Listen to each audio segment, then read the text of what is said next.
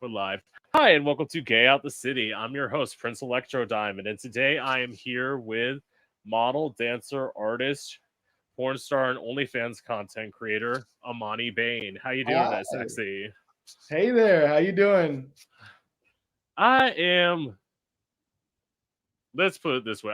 As I was telling you, I am okay. I've been better physically. Let's just put it this way. I didn't mention this before, but literally, so my dad's got like this psycho dog that lives Hmm. in his house Oh Lord. and Oh the God.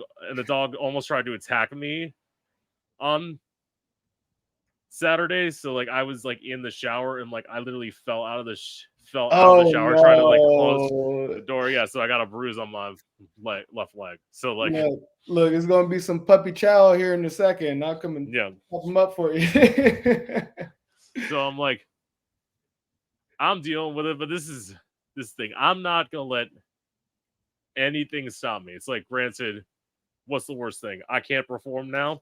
Oh Well, this is my thing. no. Bitches don't let me perform because this is the thing that I say and why drag queens overall. I haven't really gotten a chance to go down to where you are at in Miami and all that, but let's say up here, You should. yeah, Tell you. I Up there, maybe not so much down here, yes. Like that whole Wilton Manor, the gay mecca, that is a real thing. And yeah, it's like I see countless like talented people just come down here and just flourish. It's so possible. It's so easy to yeah, be helped. because this is the thing is I say I refuse to lip sync. I will not do it. I am a fucking artist. If you want me here, it's like granted I can do two songs. I can be cute. I can do like one two numbers and like barely feel like I performed. I can do it Well, when you're because performing, just tell that story. Have it start low and then go up with the singing, and then bring it right back down with like a lip sync. Like do like three of them, put it all together. yeah. See, I just and this is what I was saying because I was telling you I'm planning on moving to Detroit. Detroit's very accepting of people who are different, and as I say, in the way that Florida is not. Mm, yeah, I don't know. I've never been to Detroit. I've never seen it. Sure, I've been to Detroit. No, I haven't. I've seen pictures. I've seen pictures. I've done research. It's like You sure you want to that. go there? You sure? What? It's like this is my thing. It's like where am I gonna go? Like honestly, in America, like to make an album and like do it on the cheap because this is the thing. I want to stay independent because I'm not the as we were talking about before. I'm not gonna be the person who's like, let's just sit here and hear some manager be like, okay, what TikTok challenge do we have that we can do to your music? And this is where I'd be like, fuck off, bitch. That's the challenge. Well, I mean, you gotta kind of use those. You gotta kind of use those things to put your name out there. I've recently started using TikTok a little bit more, and it really did make a difference. It really does Yeah, make a difference, and it's because it's just like cross platform promotion, and right. that kind of exposure you kind of just have to like accept. Even like I think it's the dumbest thing ever. Like when I'm sitting over here, like you said, you don't even like lip syncing. I don't Yeah. like acting other people's words and their attitudes and look, I'm just me. I'm just normal. Hi, freckle faced kid, and and those and all I get on my feed are these like crazy TikToks and then I'm like, oh well, I might as well do this one. Yeah. I mean, I'm not opposed to using let's be clear. I'm not opposed to using TikTok. Clearly I clipped clips. I usually clip like a clip of this and put it up on TikTok. Hmm. So it's like I'm not opposed to doing it. I put live music on there or like live music clips on there. It's like I'm not opposed to it, but in terms of the well, because here's my view. It's not meant for people like us. It's not No, meant for people who are different and who step outside the box. They want that generic, cookie cutter, or they just want the dumbest thing that they can find. That's the like it's either or, and it's like it's given suburbia vibes. Yeah, and it's, well, believe me, suburbia. Look, well, let me put it this way: I live in suburbia, and this is what's you're telling me. Like, this is what's tempted me to like Detroit. the nuclear family, like the Yeah, generic, yeah, the rebrand. You can find, 5 boxes of cereal the same way, and they yeah. all have different names. And it's like my thing with that is it's like with that it's like when they try and like relate, they say relate to normal people. It's like I'm not saying that like I'm like the greatest thing ever, but it's like, let's get real. I fucking know Amani Bane. I'm friends with Ricky Roman. Like, I have all this shit. Like, I don't have a life that any of y'all could ever understand. Like, Right. You're not no normal galley. Like, yeah, like you can't just say that you'll mess it. A lot of like in the accessibility that you have, like, is amazing. Like, yeah. I've seen your interviews. I enjoy watching your interviews as well. Thank And you. like, let me tell you, like, I've probably done like 2 interviews. Well, actually, I've done a few. I've like right in the like. Oh, funny story. You ready for this story time? Listen, Smart girl. the Good. first interview I did was for this radio station in Dallas way back. It was like maybe like right before COVID. And it was like winter in Dallas, and it was just muggy and ugly outside, I tell you. So, but like at that point, I had just began my career. Like, I was Right. just on Pornhub. That's the only place that you could find me. Only on Pornhub, and it was like me like shooting my own content, and then it hit like 3 point, like, or it hit like a million or so. I got like a million views on the videos, and then the radio station, asked me to come to the radio station, and like we sat in the interview for maybe like 5 or 10 minutes, and they're like, "So you're a porn star?" I was like, "Yeah." I was like, I wouldn't just cast it like with such a broad stroke, and then and then uh like basically they were just saying that I was just this all-in-one type of person, and they were Yeah. trying to like nutshell me, and I didn't. That's just to lead up to the story, Mm-hmm. like that, and at that point I just was like, yeah, I'm a porn star. Like, what about it? Because like there's no shame in like being your superstar self, being your best self. And I Right. feel like a lot of our, like we just said, a lot of our communities, around the world are very suppressive when it comes to expression. And it's like, bro, let people be. I don't mean to burst your bubble, but take your bubble elsewhere, because let people be who they want to be and expand themselves, and be the best version. So to finish off the interview, Yeah. uh, he goes, "Oh, broad strokes," and like, the dumbest little laugh. And then I was like, well, I model.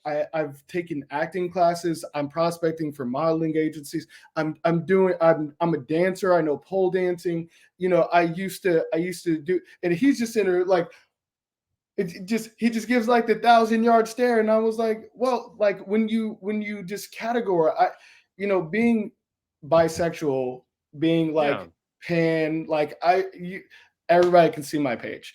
Look, I do it all, and I'm slightly androgynous, if you can't tell. Right. So it's like I hate it when we used to have to take those tests, and then they make you check the box, because, honey, I'm like 15 different races. I'm bisexual. I like it all. It's like why do people limit themselves so much when there's so much in the world to like know and learn about another person, or about another place, or about another thing that's different? I say, Right. I say try everything once, and if you like it, try it twice. Exactly. Well, okay, first of all, to that point, that's where we're getting into the questions. So it's like, to that point, it's like, first of all, when you talk about people sucking in interviews, it's because I would love to say I went to school for journalism. Absolutely fucking not. That's why I'm able to do this. It's like, and it's like how I learned how to interview. I watched two of the most controversial people, and that's how I learned to interview. Yep. One of them is the legend himself. He's gotten bad over the years, like more recently, but he is still a legend in his own right, which is Howard Stern. Oh, there you go. That's when I watched him too. Yeah. And Wendy Williams, two of the most like controversial figures ever. That's like that's how you learn to interview people. What? I'm gonna sit there and watch fucking Diane Sawyer and Barbara Walters. Fuck off. Oh my god. Oh, kill me now. Like, yo, when they used to watch those, I literally would just fall asleep. I just can't. I can't. I need entertainment. Something that's lively, something that's authentic person. Not. I always said if I went on Ellen DeGeneres and she asked me if I did porn, I would probably be like, yeah. Did you like it? Did you enjoy it? Did you watch it? Did you watch it twice? That is wild, by the way. I know it's not lesbian porn, but still, you can get with it. Well, I can't. Well, first of all, Ellen. This is what I have to say. It's really generic though. It's really generic, and it's like, for me, I want the depth. I want the person. I want people to see this. It's like, I see probably one of the greatest examples. I clearly, as a gay bitch, I love watching porn stars do things, but it's like when I see somebody who get Bo Banks, and the only thing that they're able to ask him about is his fucking flesh jack. It's like, what? Like, you don't got anything else? Like, you don't got anything else? Speaking of which, I need to get one because there's so many people that's trying to fuck my ass right now. I can't say that. Ooh, my bad. Yes, you can. You can say whatever you want on here, baby. Well, there's so many of my subscribers. Let me say it the right way. There's so many of my subscribers that are trying to see these bottoming videos that I just need to get one of those because I don't know if I'm gonna be able to take them. Like take it all. Like I'll be honest with you. I enjoy it. There's nothing wrong with it. It's just like they are demanding. Okay. They are demanding. Yes. So yeah, I might just have to get me one of those. Speaking of those, Flesh Jack, hit me out. Yes.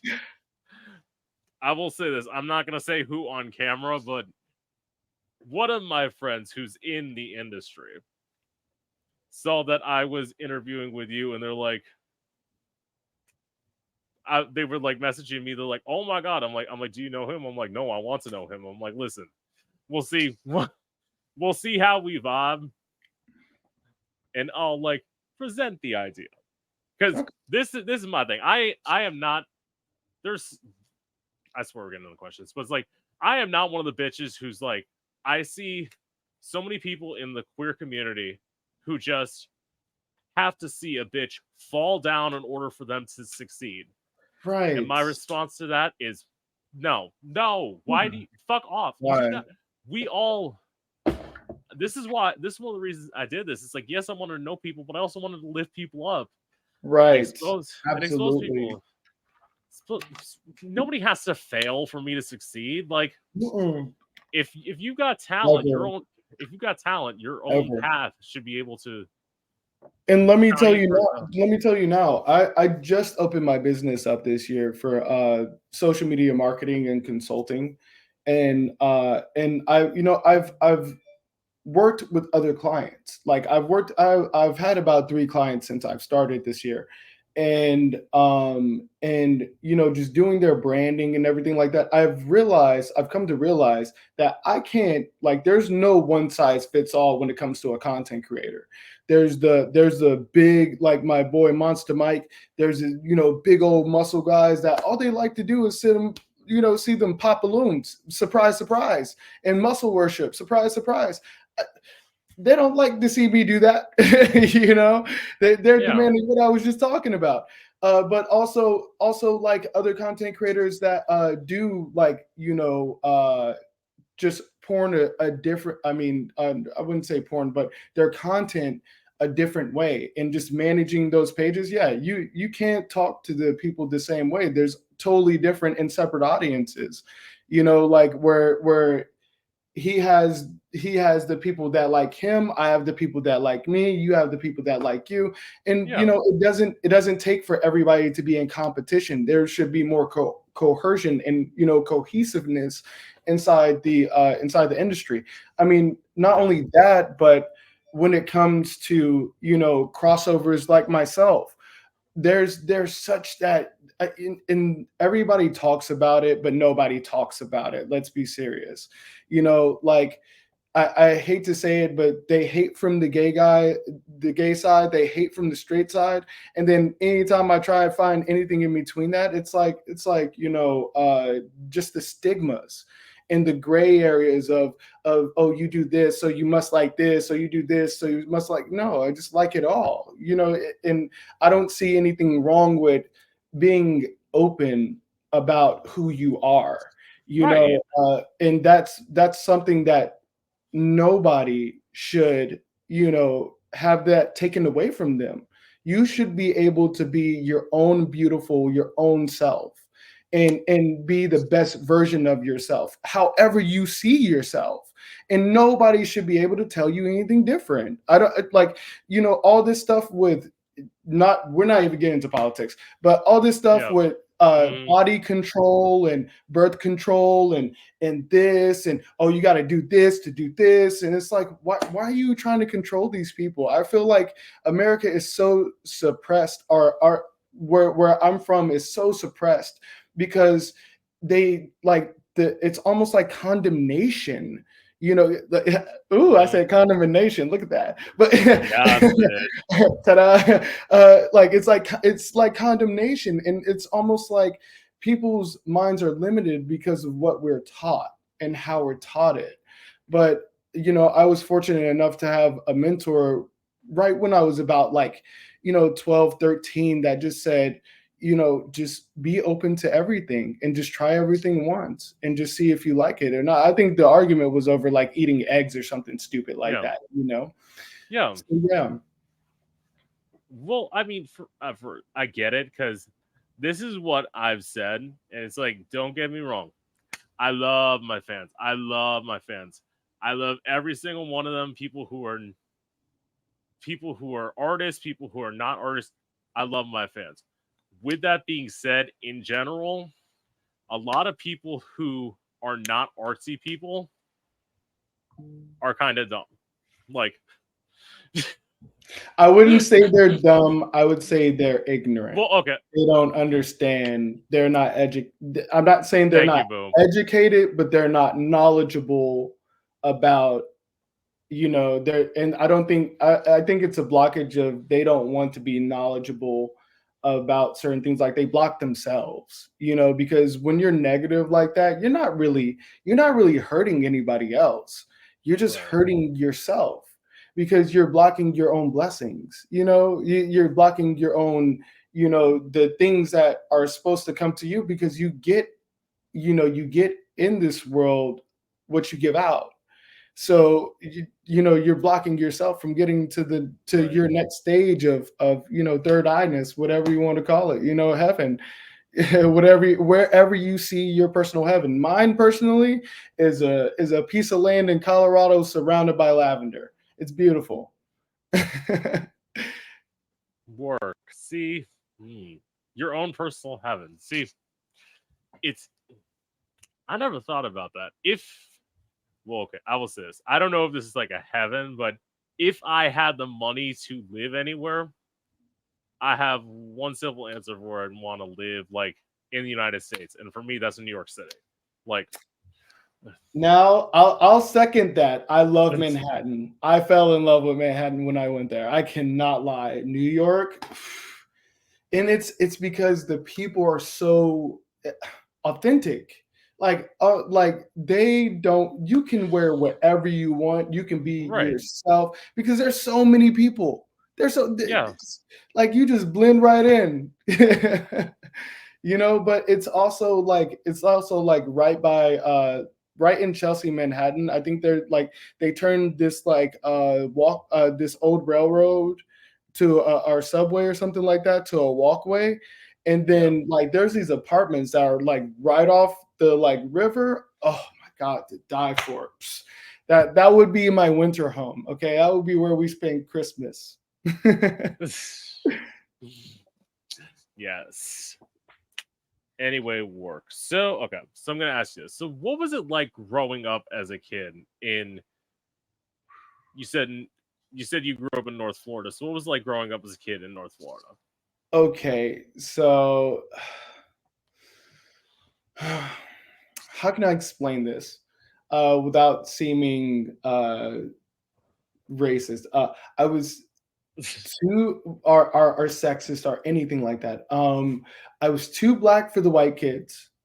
I was I was too black for the white kids. I was too white for the black. And Yeah. then I was too straight for the gay kids, and I was too straight for the. I mean, I was too gay for the straight kid. I was too gay for the straight kids, and I was too straight for the gay kids. So a lot of times I ended up finding myself alone. Um, like to be honest, like it was almost weird because I would be alone, just kind of roaming the halls by myself, like between classes and stuff like that. And I was just very different. I was a very divergent person. I just never seen myself like I could like in school. I could take a test without ever doing any piece of homework and ace the test. Like I was that type of person. It was very like difficult for me like kind of growing up because I didn't really have like a set group of friends. I didn't really have like a set group of activities that I did other than like football and stuff like that. And even with those group activities, I was still like Lone Ranger. They'll put me on the field. I'll just go out, do my thing, pop right back on the sideline again. And just I was very quiet and I was very introverted. I loved watching anime. I was a little weeby. I was a little weeby kid. I read mangas in the back of the bleachers. You know what I mean? But I was also Yeah. this like athletic kid. It was almost like a balance. I did get picked on. I did get picked on in school. Not a lot, but Yeah. it was enough to be noticed. It was enough to be noticed by my mom and them. But I was a part of like just like when I first got here because I'm originally from Tennessee, right? So when I Yeah. first got here, and this is where I grew up, right? So when I Yeah. first got here, my mom had just got into another marriage and she married into like 4 kids. So yeah, I got a big Yeah. family. I got a big family. We're not going to get into Wow. that, but it was a totally new experience for me. And like in the first experience I ever had was uh I don't know. I probably nobody knows where this place is because literally it's called Waldo Elementary School. And it's like right outside of like North Florida Yeah. and I that's the place where I started and we were all living together. We were all like adjusting like blended family Yeah. and I was a middle child. I was a middle child of 11 children at the time. So there was 5 and 5 and I Wow. was that one in the middle. It was always I was the oddball out. And that's just it to see that now how I grew up really contributes to how I am now and how I work. Right. I love doing group activities. I love doing group scenes and stuff like that. But I mean, one-on-one experiences is always going to be my favorite. And it was like a lot of that and a lot of the like sexuality where I came from really Yeah. stemmed from that same place. The first time I ever had a relationship was with 2 girlfriends that were best friends.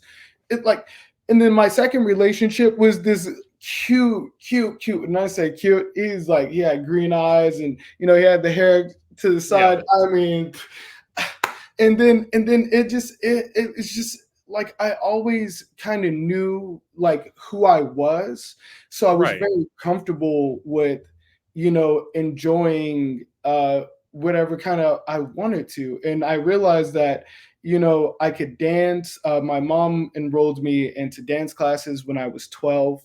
Uh, I was playing sports because they basically were forcing me to. I My mom forced us to play instruments. It was absolutely terrible because she had to keep us busy. But as she kept us busy, she was zipping and zooming around everything. I mean, as you can imagine, I mean, poor woman. So trying to keep Yes. track of us. Shout out to mamas. We just had Father's Day too, and not to mention my father was very structured, and he was very disciplined, and he was an old military man, so he didn't let me get away with nothing. So so here goes my rebellious streak. Woo! Yeah.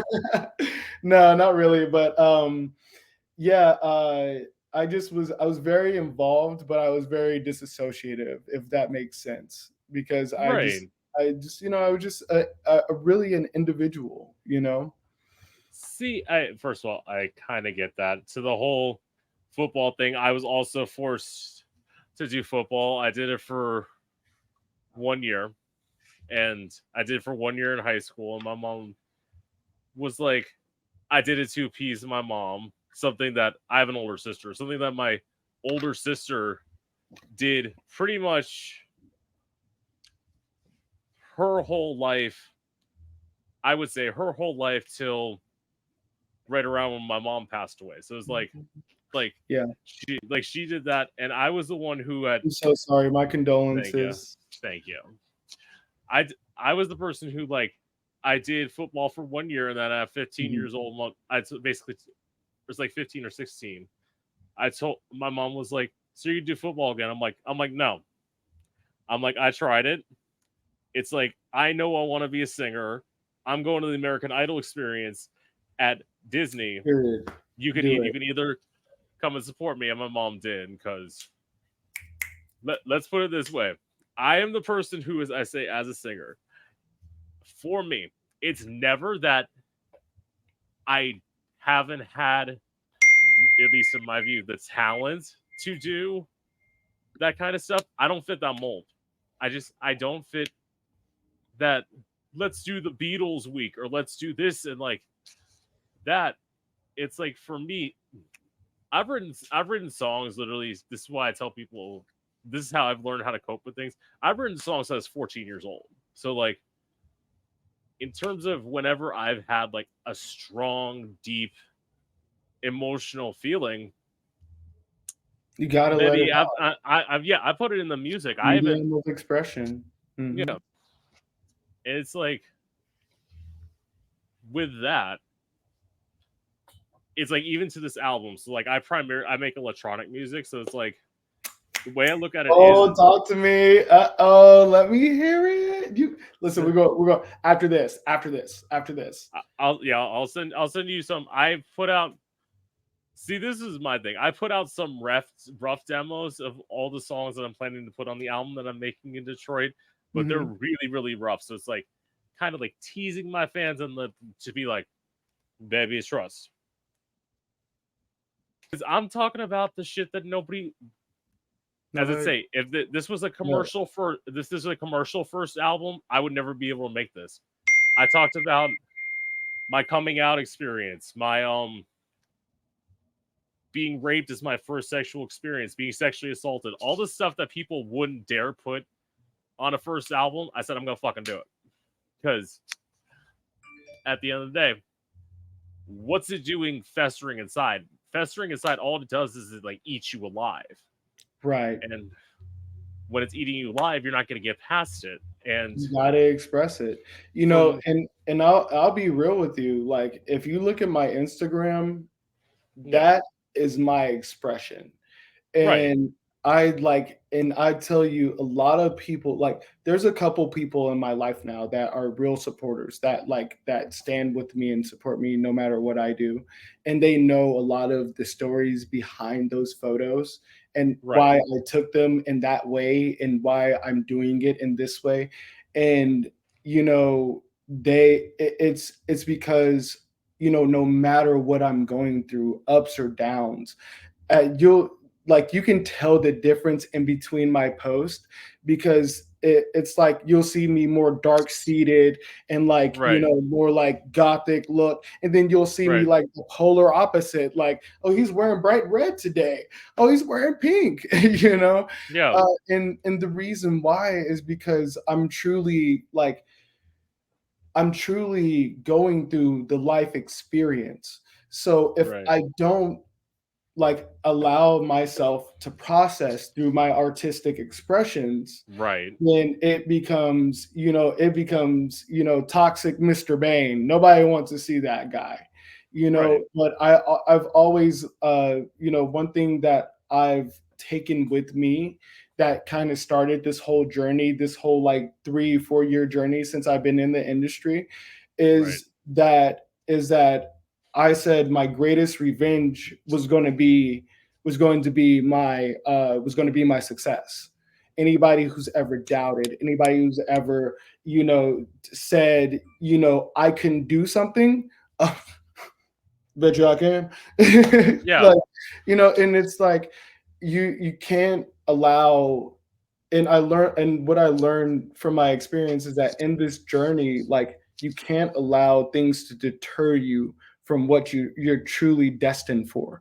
because you're on a pathway, and as long as you keep balance on that pathway, in that little middle, and not veer off to the side or go to the other side, then you'll eventually find your gold. But Right. people, like, they get so close to it, they're picking at it, they're picking at it, and they're picking at it, and they're not seeing what they want to see. So Right. then they stop picking at it and they turn back the other way. They go left, they go right, and they miss it by a mile. Right. And it just takes you longer. So, you can't allow things to, like, just the point is, you can't allow things to not like hold you back, and you can't hold back those things that are holding you. You know what I mean? You gotta let it out and be your Yeah. true authentic self. And that's how it should be. And it's not only, this is what I tell people, like, why as an artist sometimes. I remember I did like a voice memo recording, or voice like recording on X, and then I posted it to Instagram.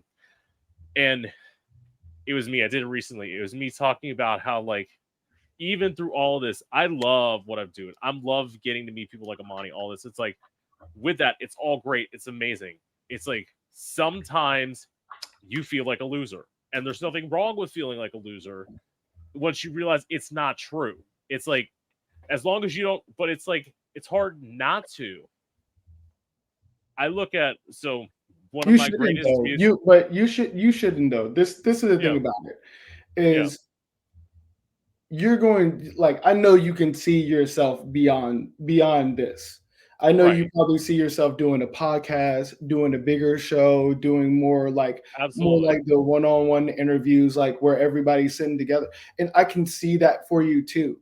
You know what I yeah, mean? And even when you don't see it for yourself, you have to realize that other people see the same things that you're seeing, just from a different perspective. that, and Just that's, they're just sitting in the crowd, just waiting for you to do it.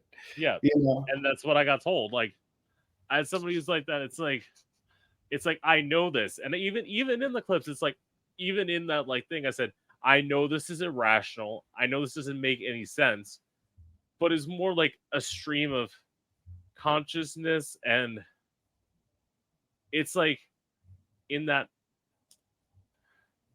I look at, as I always tell people, and this is why, like, in my view, to your point about being positive, why I feel like I succeeded on this.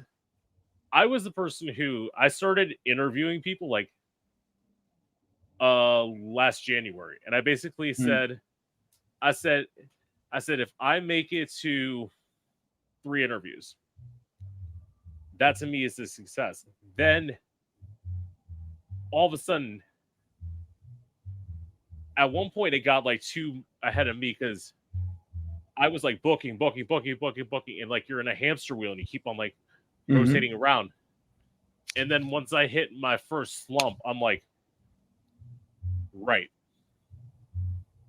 This now brought you back to reality, It and humbles you. You it does gotta it. hit. You gotta Yeah. know what. And the truth is that you gotta know what rock bottom is Right. in order to see the highest peak, because there's hills Right. and there's valleys and there's mountains. Absolutely. Like if you ever seen the range in Utah, have you ever seen it right outside the airport? It's so pretty. It's like I these have green, I huh? have not. I have not. I have not. In No. Salt, it's in Salt Lake City, Utah. The Yeah. airport is so gorgeous. It has just this big window with these mountains in the background, and like I just went there. I stared at it for an hour. I didn't even realize I was in the layover.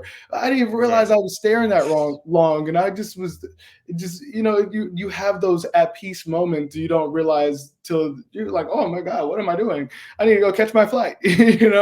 Right. But it's it's like what you see on these mountains though is you can see this, like you can see where the airport is, right?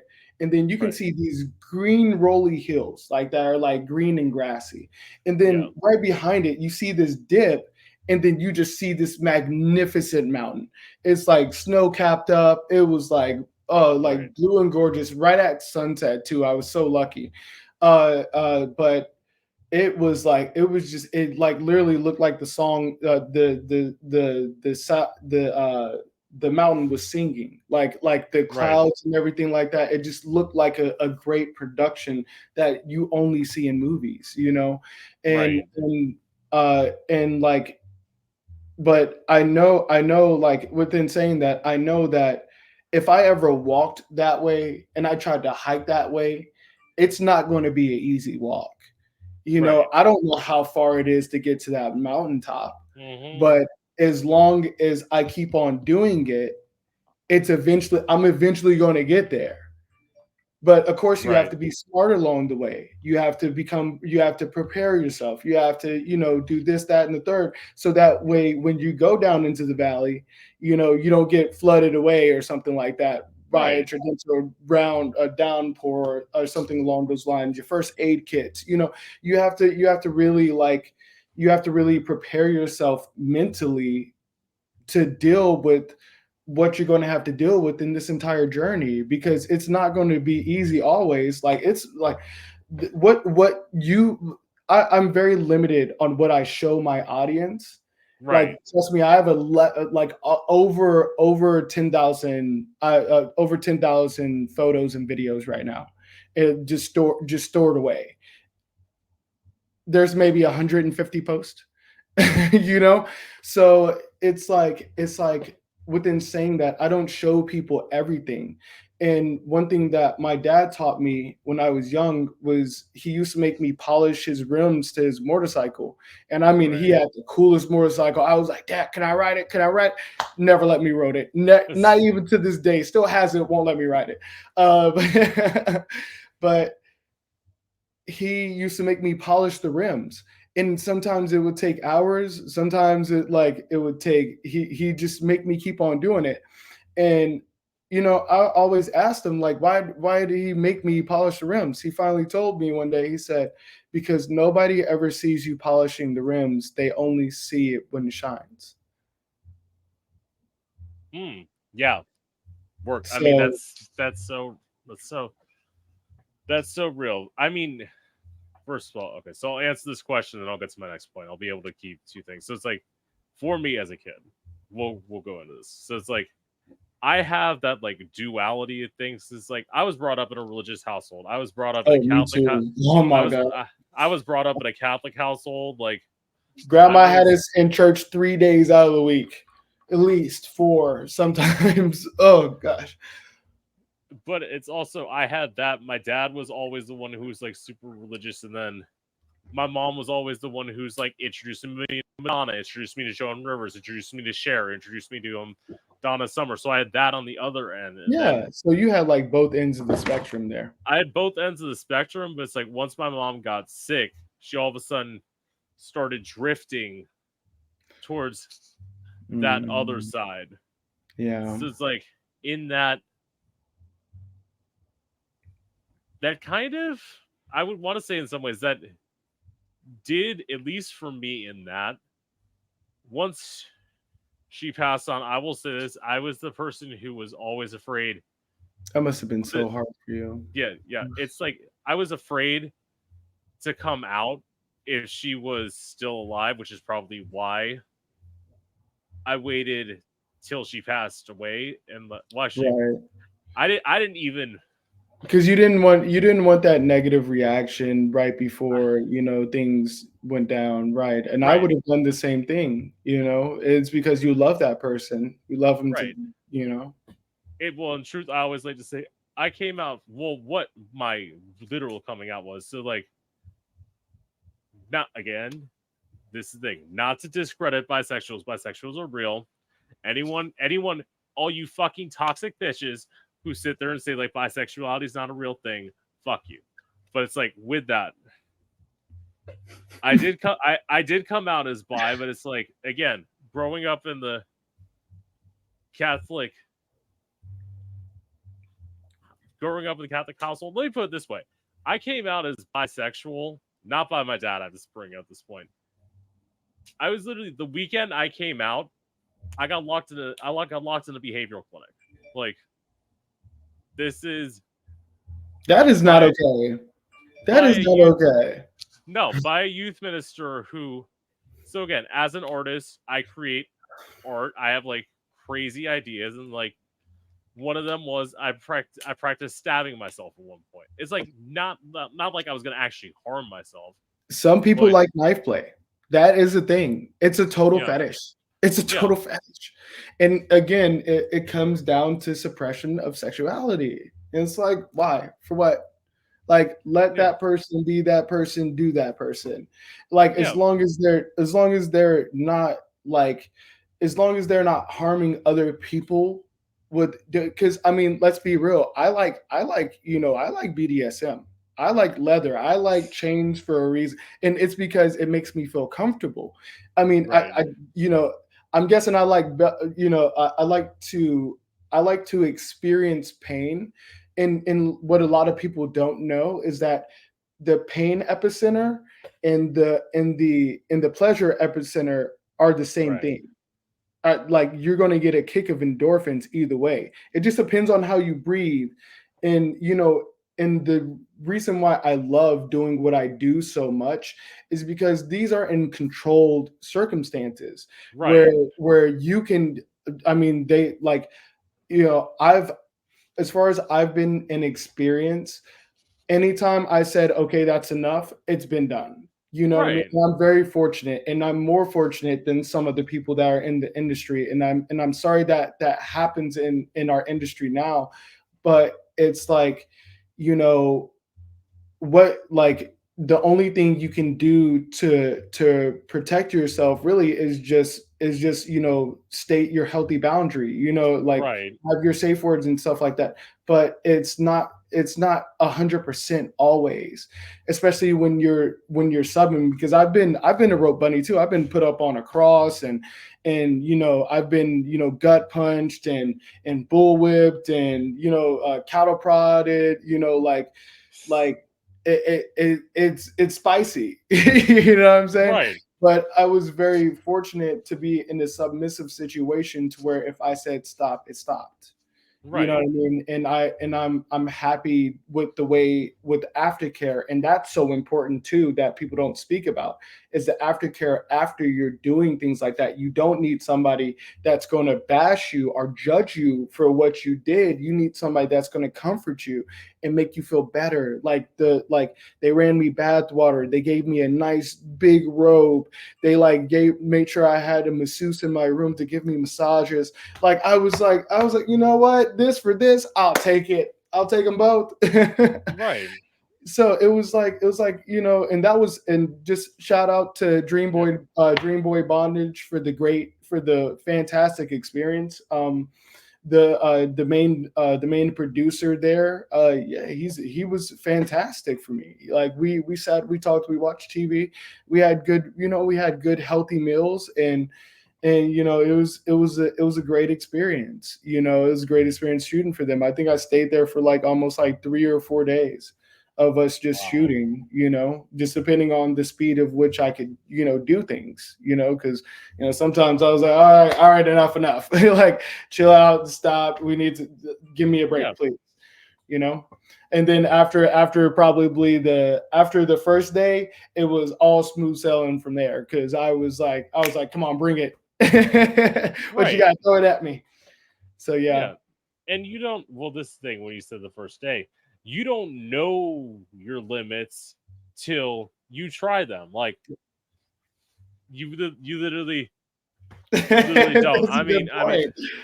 I mean, granted, we're gonna get into it. There's some things that I'm like, hell fucking no. But like, it's like Yeah, overall, I'm that way with scat play. I can't do it. I can't. It's just it's just that it's too much. It's too much. You know, that would be one of mine. Another one is fisting. Like, this is the thing that I tell people. It's like, I don't care about that. It's like, you are not going to shove your fist in my ass. I'm sorry, no, I'm sorry. it's It not doesn't go happening. there. Look how big my hand is. That does not go in anybody's. I would hope not.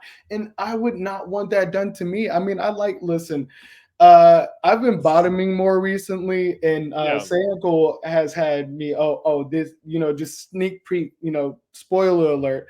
Say Uncle just shot 2 films with me, right. and and we did or I think we did like a 4-way in one, and then it was a gangbang in the other Yeah, one. right. And it was, when I tell you spicy, look, they had me lined up from small to big. And I don't do this. I don't do this.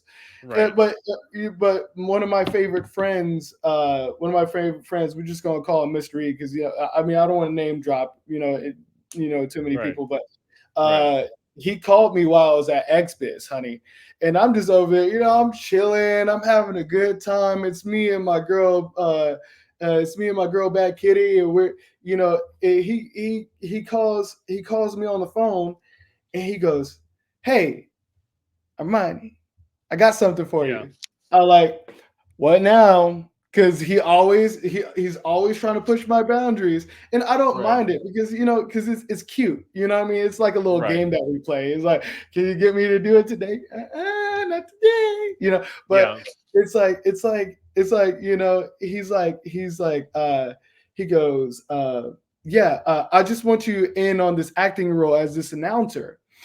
Be mindful. I was working at a club not this, maybe this summer into the fall, where I was like announcing for like Lube Wrestling. That was like the biggest night that they had. It was insane. They loved it. Yeah. So he had attended with my agent Howard. He had Right. attended that show, like what a couple of the shows, and he was like, wow, you're really natural at this. So he kind of just took that from his head and was like, he will be perfect as the announcer for this big wrestling match. Okay, they're Right. building the storyline to it right now. I think one of them just released with like Jack Valor in it, and I can't think of his name. But it's got two pretty emerging big stars that are coming out that are like amazing to work with, I might add. And it's going to lead into the story, well, where we'll eventually get into the ring. And then ding ding ding, round 1 happens. Ding ding ding, round 2 happens. Ding ding ding, round 3 happens. Ding ding ding, round 4 Yeah. happens. And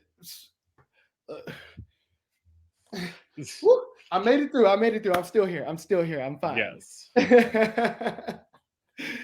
Yes. Where's I going? Okay. Yeah. Oh.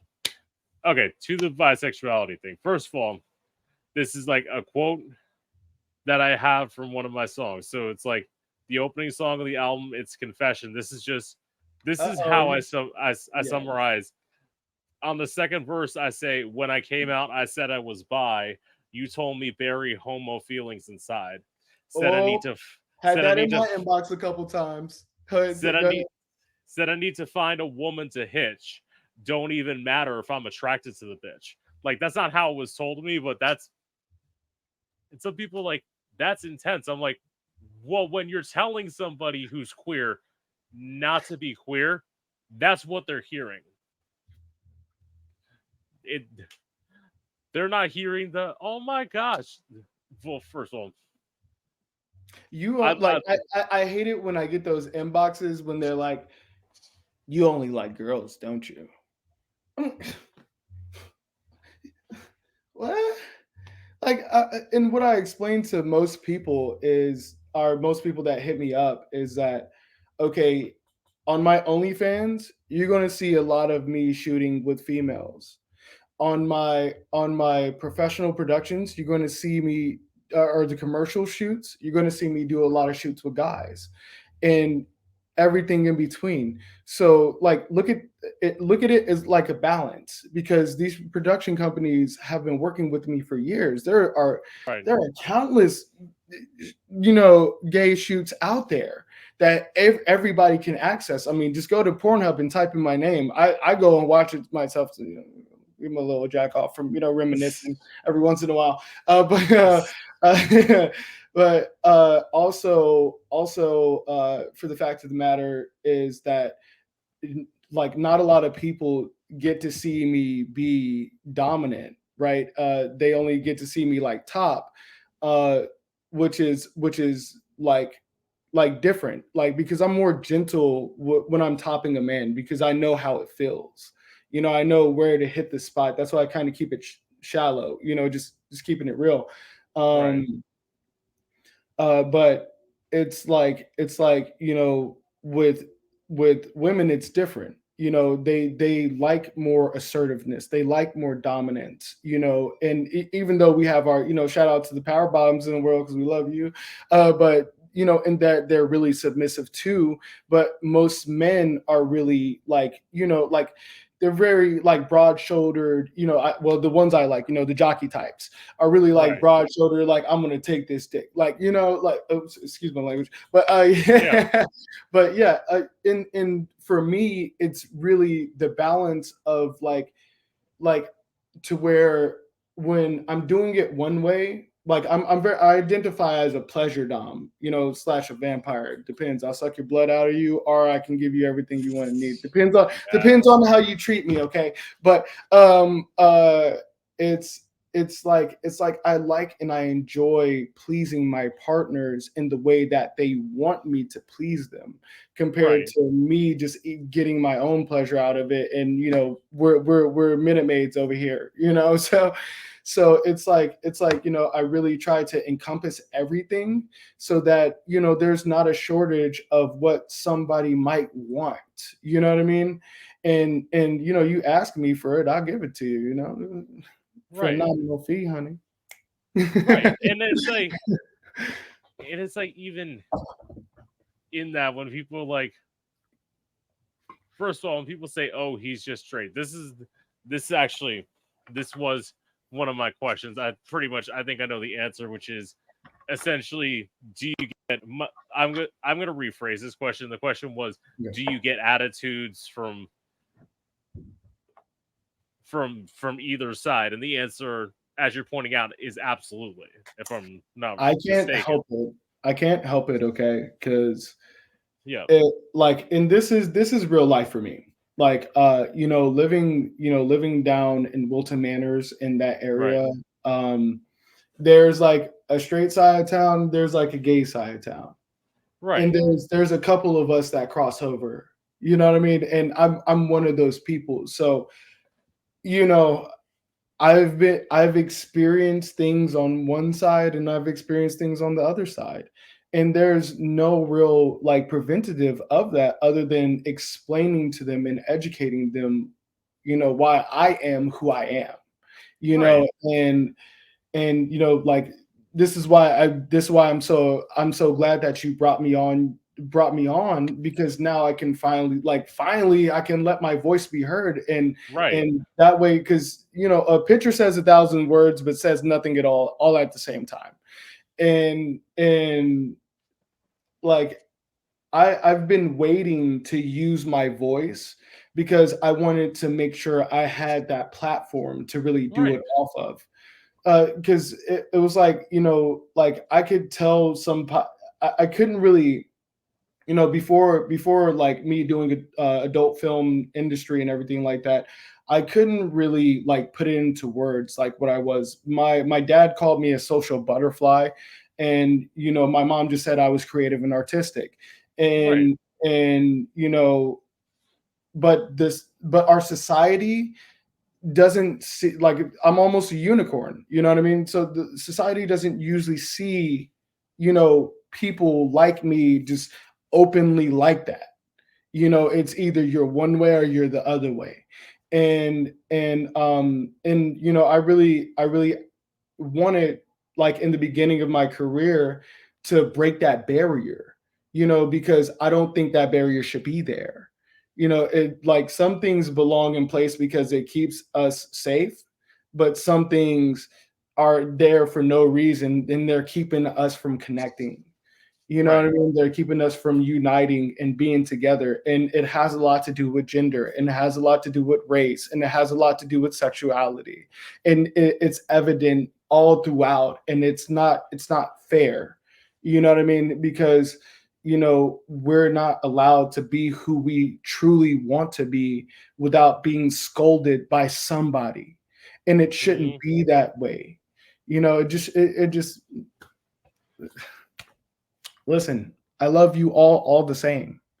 All the same Right. from the bottom of my heart. Because you don't need, one of my favorite sayings is, and my friend, I will shout out her name. Natalie, my friend Natalie. Love Yeah. you. I hope you're watching this. And my friend Ricky, they taught me a very valuable lesson. And this is one of my most recent lessons that I've learned, is that you don't need a reason to hate someone, but you also don't need a reason to love someone. Right. You don't need it. Well, So just yeah. everybody love everybody and just be accepting. You know what I mean? Be able to see someone and not judge them by their look, but judge them by their character. I mean, Yeah.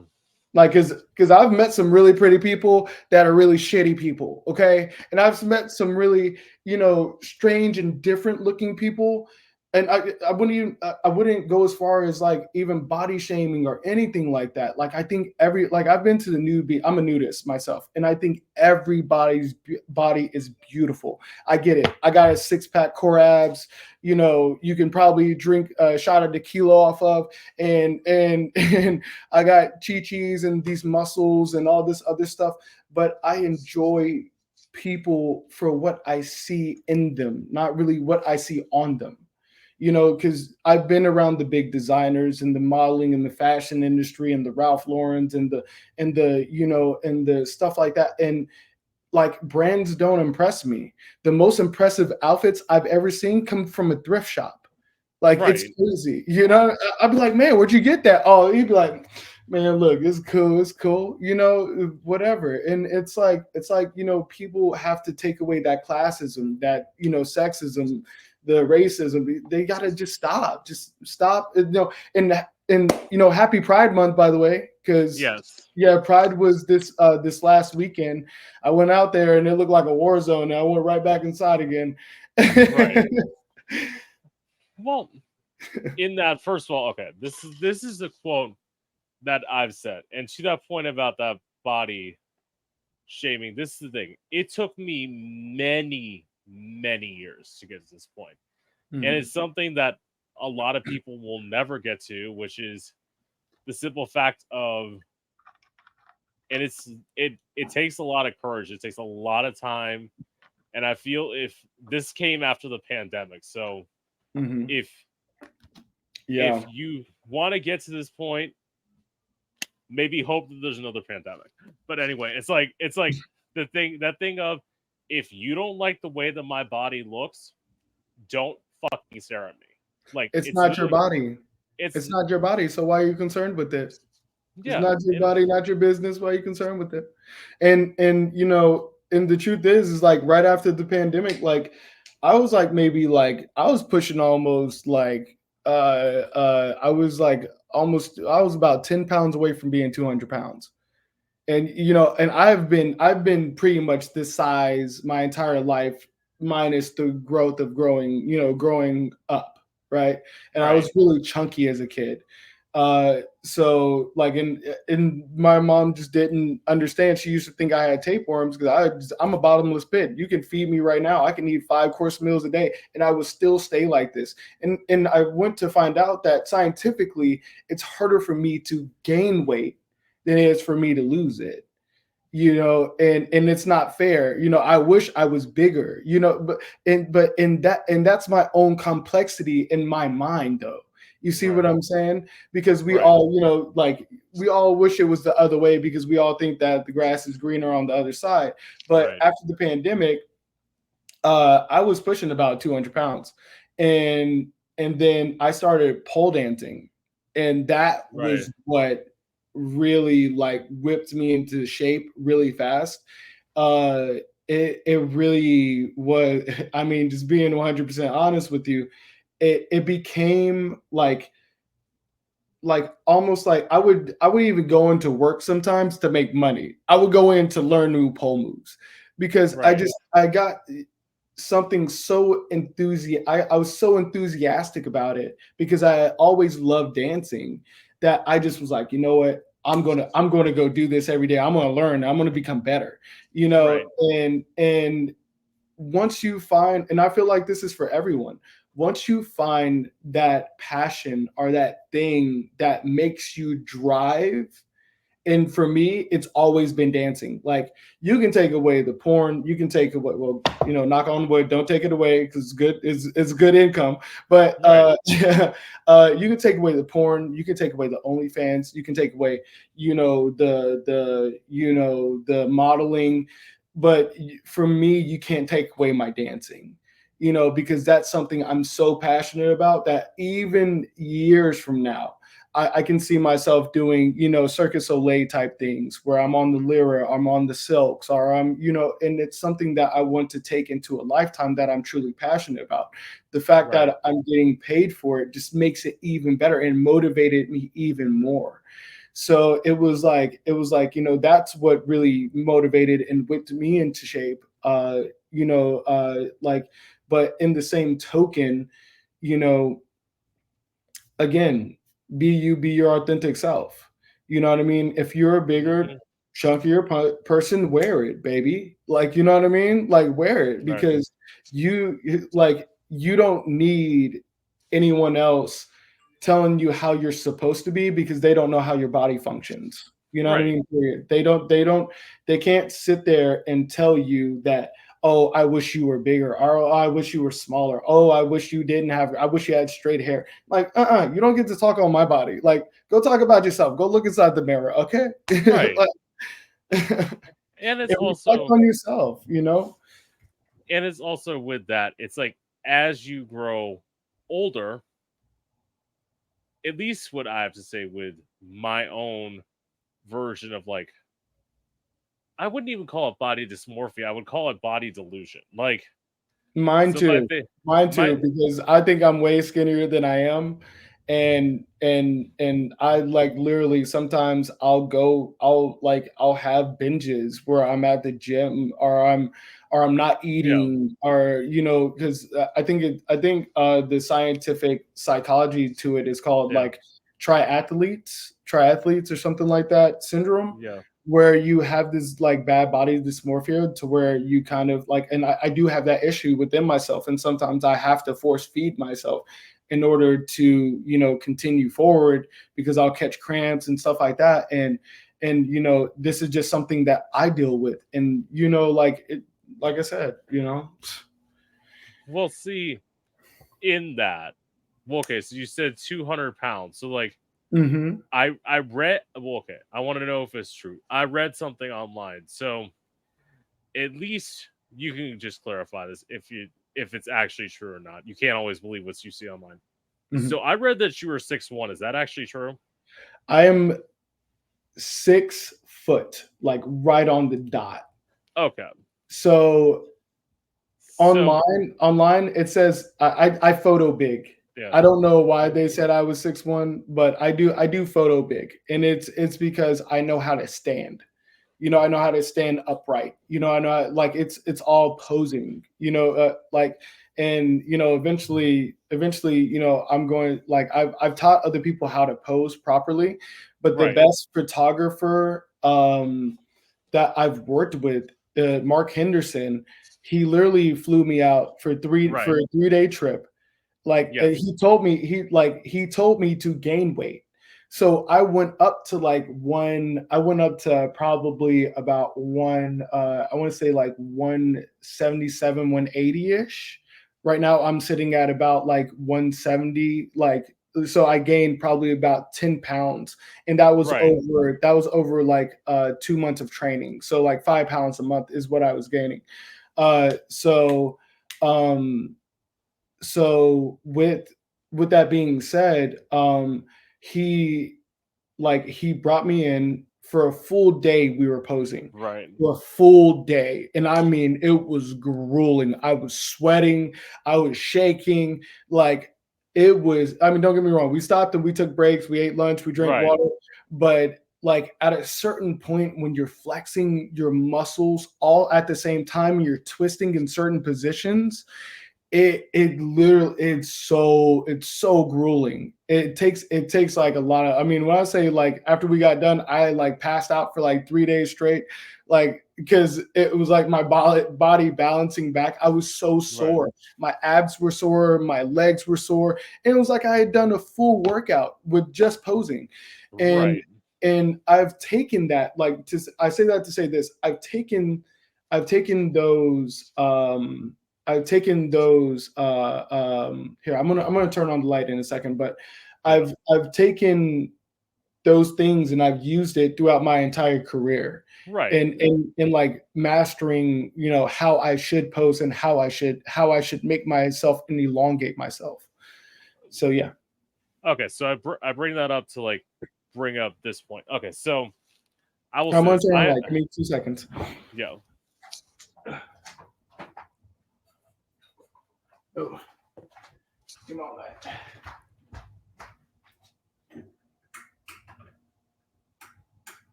Okay, chill light here. We're just gonna bring the light over here, okay? Right.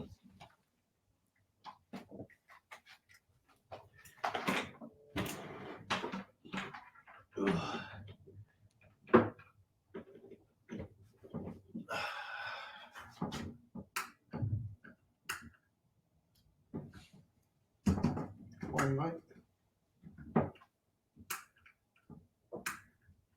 Ah, Lord. Now my light doesn't want to work. Good luck. God bless. Let's see if this other one will work.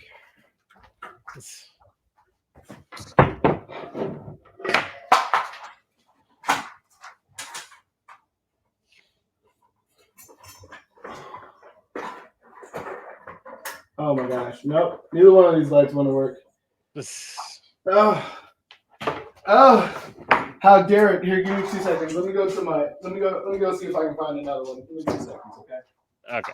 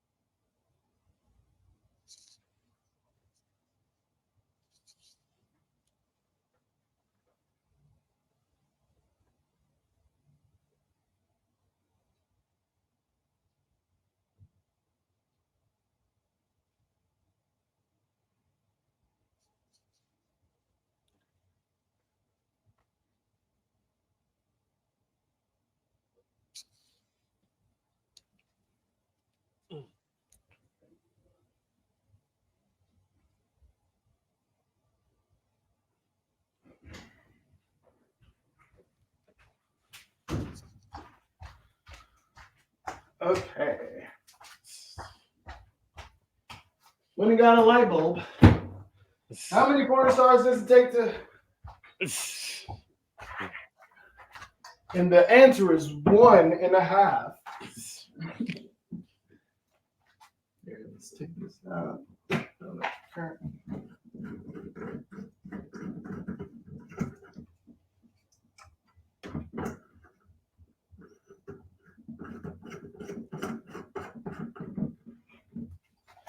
All right.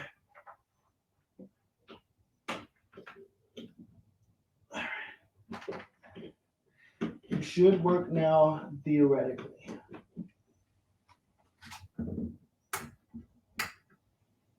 No. Okay, so it might be something else.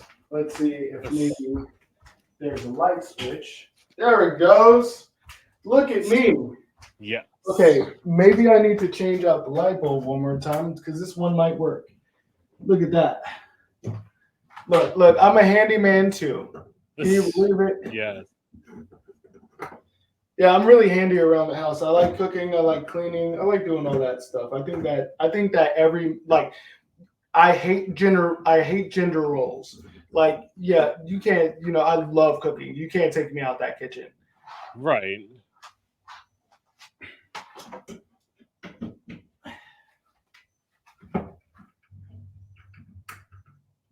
Ooh, there we go. Now we're cooking. Yes. Ooh, I can't see anything, honey. Woo. Okay. Oh, whoa. Hey, whoa, chill out there, light bulb. Okay. Okay, let's see if it stays like that. Jeez. Ooh, where are my sunglasses go? Honey. Let me get back to being cool. Should I put the light in front of me? Do you think it's better if it's not backlit? Here, I'm gonna try this other one right here. See if this will help a little bit. Okay, yeah, I think that one's pretty much done. So I'm gonna like maybe bring the light up here because it might look a little bit better. Because I'm all about aesthetics, girl. I'm all about aesthetics. Yes.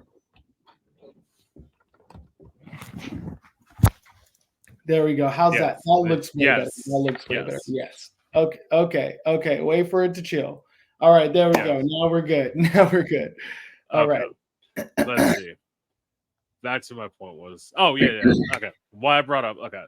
So this is the thing. So I am 6'3", and like in my delusional ass mind, in high school, I thought I should weigh 150 pounds. No. What? I tell you. He was like a string bean.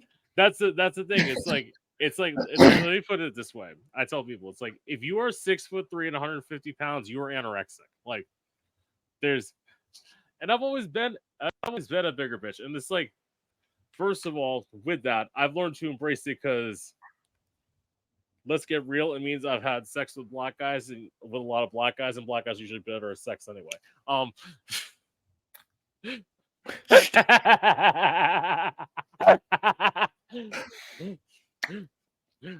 Look, I don't have a type. Bad bitches is the only thing that I like, and they can come both ways, okay? This is my thing. I don't have a type either. I say this is my thing. This is what I explain to people. I gravitate usually towards, and this is more common sense, what I feel would be more attracted to me. So right. Period. Therefore, it's like my joke is it's not like I won't let white guys fuck me. I let them do it once, twice a year. I call it community service. But it's like Gag!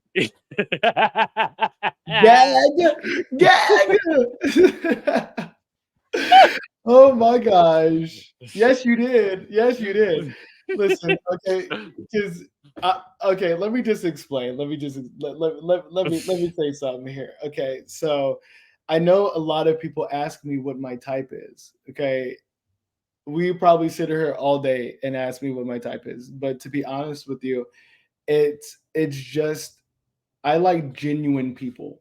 Right. I like people who are really good, meaning like you wouldn't averagely like know like right off the bat. You can't read them right off the bat. I like the Right. people that like interest me. You know what I mean? Or that spark my interest. You know, like, and I'm very much like sapiosexual. I really like people who entice my mind or who make me or challenge me to grow. And I found a lot of my partners being that way. Like it's been like guys, girls, anything in between, really. And I've always tried to surround myself with people who I genuinely think will help Right. me become a better person. Now, the way that they do that, I question with most of them, because you know how it is in relationships. But Right. everything up until this point has taught me a valuable lesson, like either way that I take it, whether if we ended off in good terms or we ended off on bad terms. It's all a lesson in such, meaning that how can I be better for the next one?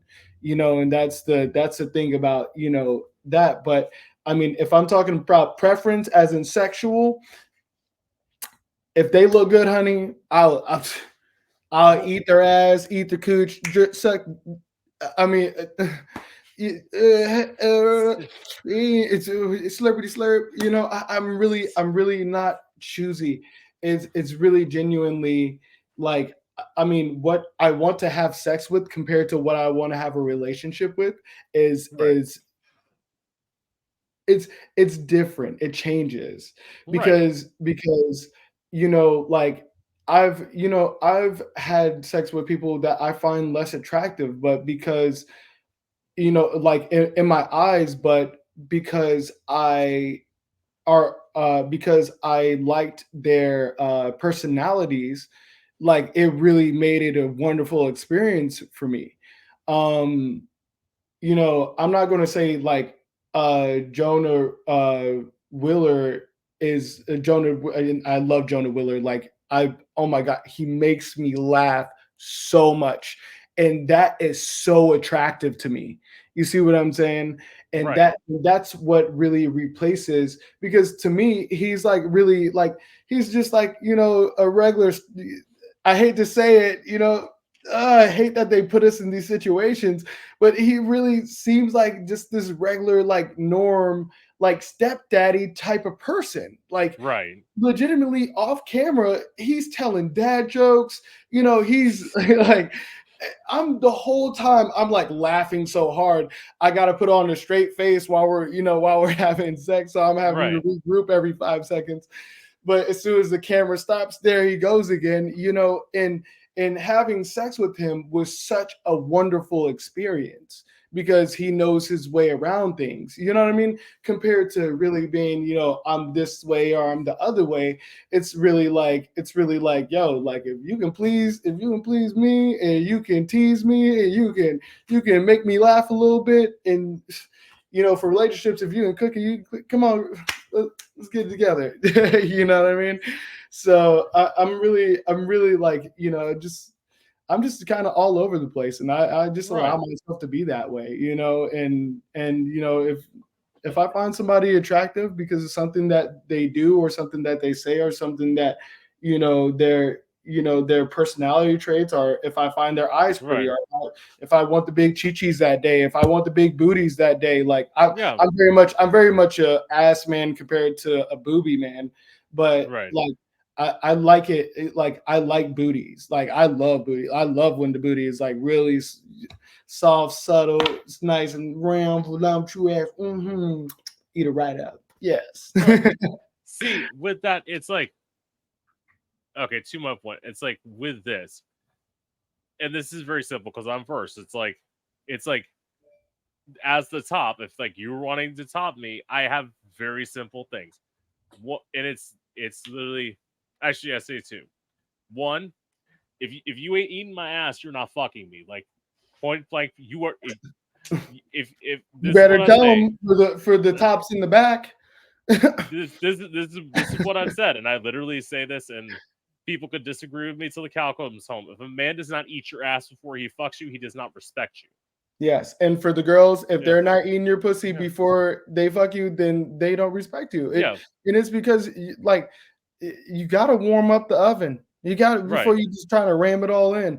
And I've been with an aggressive top before, and sometimes I have to push them off me because I'm like, yo, you're not just gonna keep on like ramming into me every single night. Like that's not what this yeah, is about. Like I get it, you're trying to please yourself, but please right, think of me when I'm trying to walk away, okay? exactly, exactly. And the other one is, and again, usually being with black guys, this isn't usually a problem. Is with me having a fat ass, 'cause I'm a thick bitch with a fat ass, you have to be able Mhm. to fit. You have to be able to fit. Like Right, you gotta have enough that. length. Yeah, Me not so it's a much. Me not so much. The I I don't mind a smaller dick. Like I think that when they're like 7 and they're really shaped well, where like it's pretty much like straight up and they have a nice thick head, right, it's really enjoyable. You know what I mean? Like that's really enjoyable to me. That right. like what those 12 inchers with the hooks in them, I'm like struggling to breathe because it's in my throat at that point. Yeah, Like, where yeah. you gonna put all that? Like, I have a butt, but I don't got that much butt.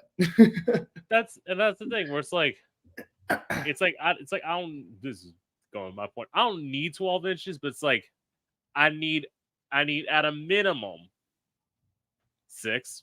And like Okay. to me Yeah. that's not like, and it's Well, like since you said over. your minimum, I'll say my maximum. My maximum is probably like 9.5. Like that's as much dick as I can take right now. Cause I did this solo video with this alien creature cock thing. Yeah, And it was Amani versus the alien. It was hilarious.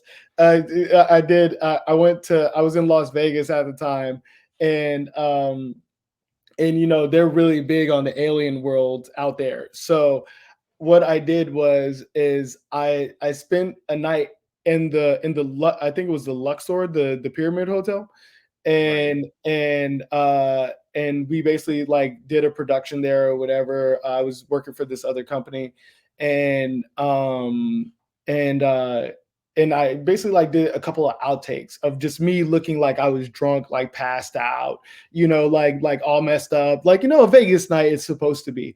And we went to this place called Omega Mart. Like I don't know if you've been there, but it's super trippy. If you're a hippie, go to that place and check it out because it's like the visuals of it is just so out of this right. world. Everything is like it's like upside down world, you know what I mean? Yeah, And it's like you enter a portal into another dimension and they just put a building over the top of it, and then like they have like this whole like rave area, like it's called Area 15. It's super cool. It's super cool. right. Even got putt putt golf. But I went and I did all my outtakes, my B rolls out there, and then I went back into my room, and with this alien creature cock, and when I tell you I was struggling on that 9, I could barely even get half of it in me. I was like, how do people do this? And it's because I'm really sensitive though. Like my like right when it hits that spot, it's like it sends chills up my spine. Like, if I can't say this word, the P word. If you sniff that, like if I'll come instantly, like with penetration. I will literally come instantly. I wouldn't even be able to control myself. And it's because like I'm really sensitive. Like my nipples are really sensitive too. So it's like you touch in the right places, you hit in the right places, and it's like poop, it's gone, it's gone, it's Yeah, all out of this world. So yeah, so like it doesn't take much for me. You know what I mean? You just have to know what you're doing. You have to know right. what you yeah, right. And it's like with that, it's like granted, this is the thing. I remember the last time I did a 3-way was with my friends with benefits, and he like lubed me up, and like he went beforehand, and like it was fine. And then I had a guy with a bigger dick who's trying to go in, and he was like lubing me up, and I literally went to him. I'm like, babe, I need more lube than this. it's like if you leave the amount of lube in here that you had for you, it's like I'm gonna hurt myself. Like it's Right. like it's like no, I am not. I will say this, I am not cutting my hole again. That's Right. because I've done it once. I've done it once. Here's what I say, children. If a man does not have lube, he should not be having sex with you. Like, Right. so I was okay. I was way too old. I'm not gonna say my age. I was way too old not to know this lesson, but like, I went over to some 18-year-old guy's house. I was in my 20s. I'm not gonna say how old I was. I was in my 20s, and like, he went to go in. He was like, fucking me, fucking me, fucking me, like going all hard, and all of a sudden he just stopped. And I'm thinking, my first thought was, I'm like, oh my god, I'm like, did I just shit on his dick? And like, You then might he's have. no, no, no, no, I didn't, Somebody I didn't, would, they were digging I for did. gold and struck dirt. Well, this is the thing. He's like, I see blood, and I'm like, Oh, oh, in, and I had to call my best friend who had done it once with his dildo. I'm like, what do I do? Like what happens? Because I was at his house, and I like had to drive a half an hour home, and I called him. I'm like, what do I do? Like, what I need to do is like, okay, you can't have sex for a week. I'm like, done. Like, and he's like, just make sure to like be careful, and like it's gonna feel weird at right. first. But again, you live and you learn. It's like, well, first of all, It's tough on the body. It's tough on the body because I yeah, mean, like, yeah, like, and people just have to like when when you're having sexual partners, you really got to think about the other person when you're penetrating them. right, You can't have those sharp nails. You can't have, like dirty nails. Like, even if you're doing like foot fetish and stuff like that, I mean, like, clean yourself. If you're doing piss fetish, like, drink a bottle of water. Like, what I mean? Don't be dehydrated trying to do a piss fetish. That's disgusting. Like, eat well. You know what I mean? Like,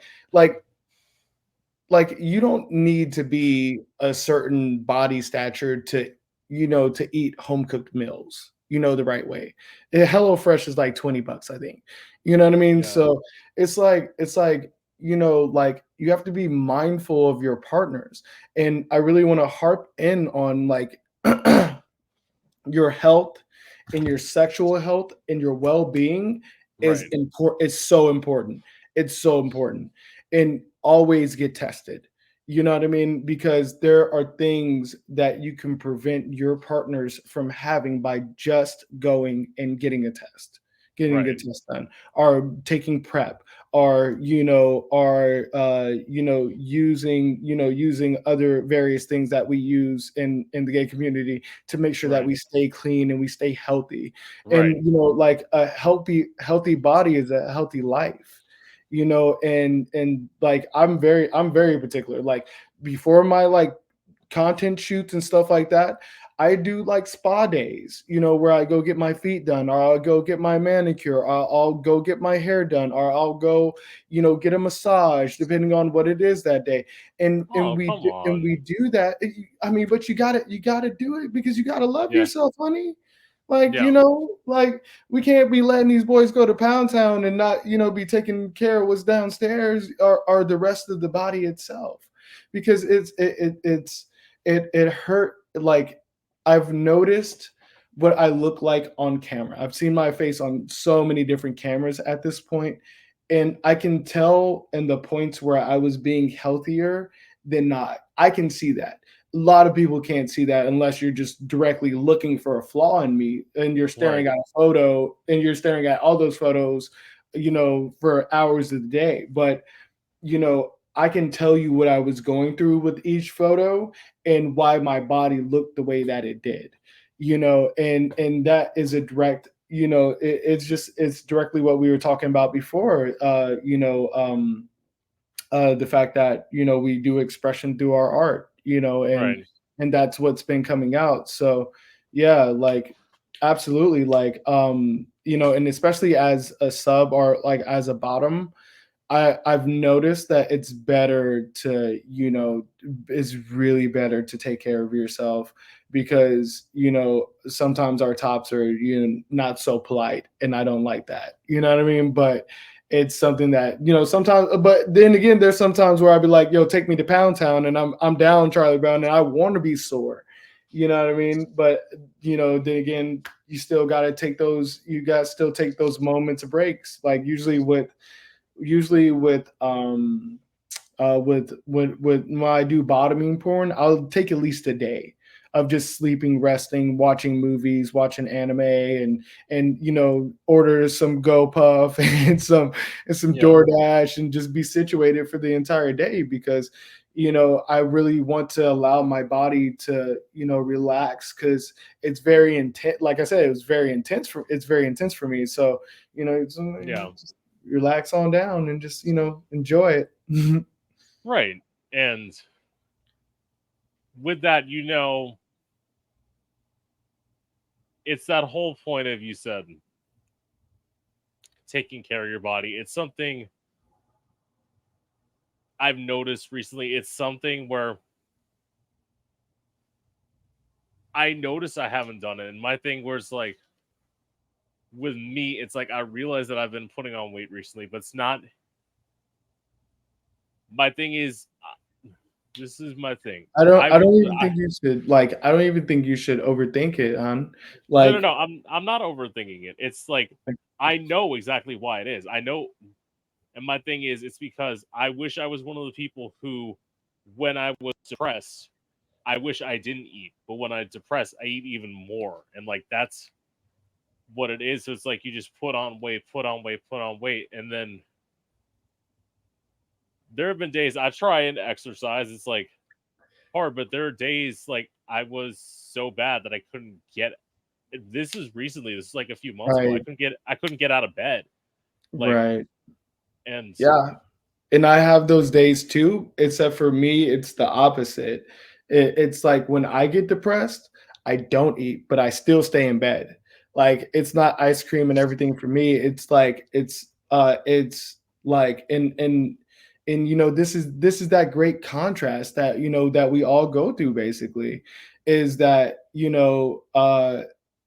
like I have no motivation and energy to eat and I'll literally starve myself for like 8 hours and I do it unnecessarily. I won't be thinking about it. I'll be sitting there occupying my time with things, but it's like I don't want to leave bed because I have those moments of depression and it comes a lot with the work that I do. Like I have those moments to where I need to take that time for myself, and especially when I used to dance and where when I dance in the clubs and I do dance gigs, it's like you give so much energy out and there's people touching you and there's unwanted growths and stuff like that that happen when they don't tip you, and it's like and then they'll be aggressive. Like the other night I went out to the club for Pride and I literally take off my shirt for 2 seconds, somebody grabs my nipple. I'm like, can I get some personal space here? Like, and even though like I have, the reputation out here for being very open and very very nudist like, and being very very free with. No, I'm not like free with my body, but I'm okay with having my shirt off. I'm okay with wearing a crop top. I'm okay with wearing hoochie daddy shorts. I'm not like, there's sometimes I dress really masculine, and then there's right, sometimes where I'm just like Y2K, hey, I'm in the building, you know what I mean? So and that's my own personal duality, but that about sent me into a depression because I hadn't been out, and probably like I'm working on a big project for Exotica right now, and I'm working on this full stage production, and I'm also working on onboarding a lot of models and helping them further their careers and stuff like that, right. and just teaching them the ropes and whatnot, um and what it is like I've just been like that about sent me into a depression to where I didn't even want, I didn't even want to, I didn't even really do much of anything yesterday. And it took me about like 5 or 6 hours because I track my depressions, right? Because it comes on and it goes off. So, Right. I try to track it that way I can catch myself faster. You know what I mean? Because when I don't catch myself faster, then I'll get up and I'll fall down because I'm so weak. I haven't eaten. I have a big body. I weigh about, Right. right now I'm at like 170, like maybe 177, like right in between there. I fluctuate between those two.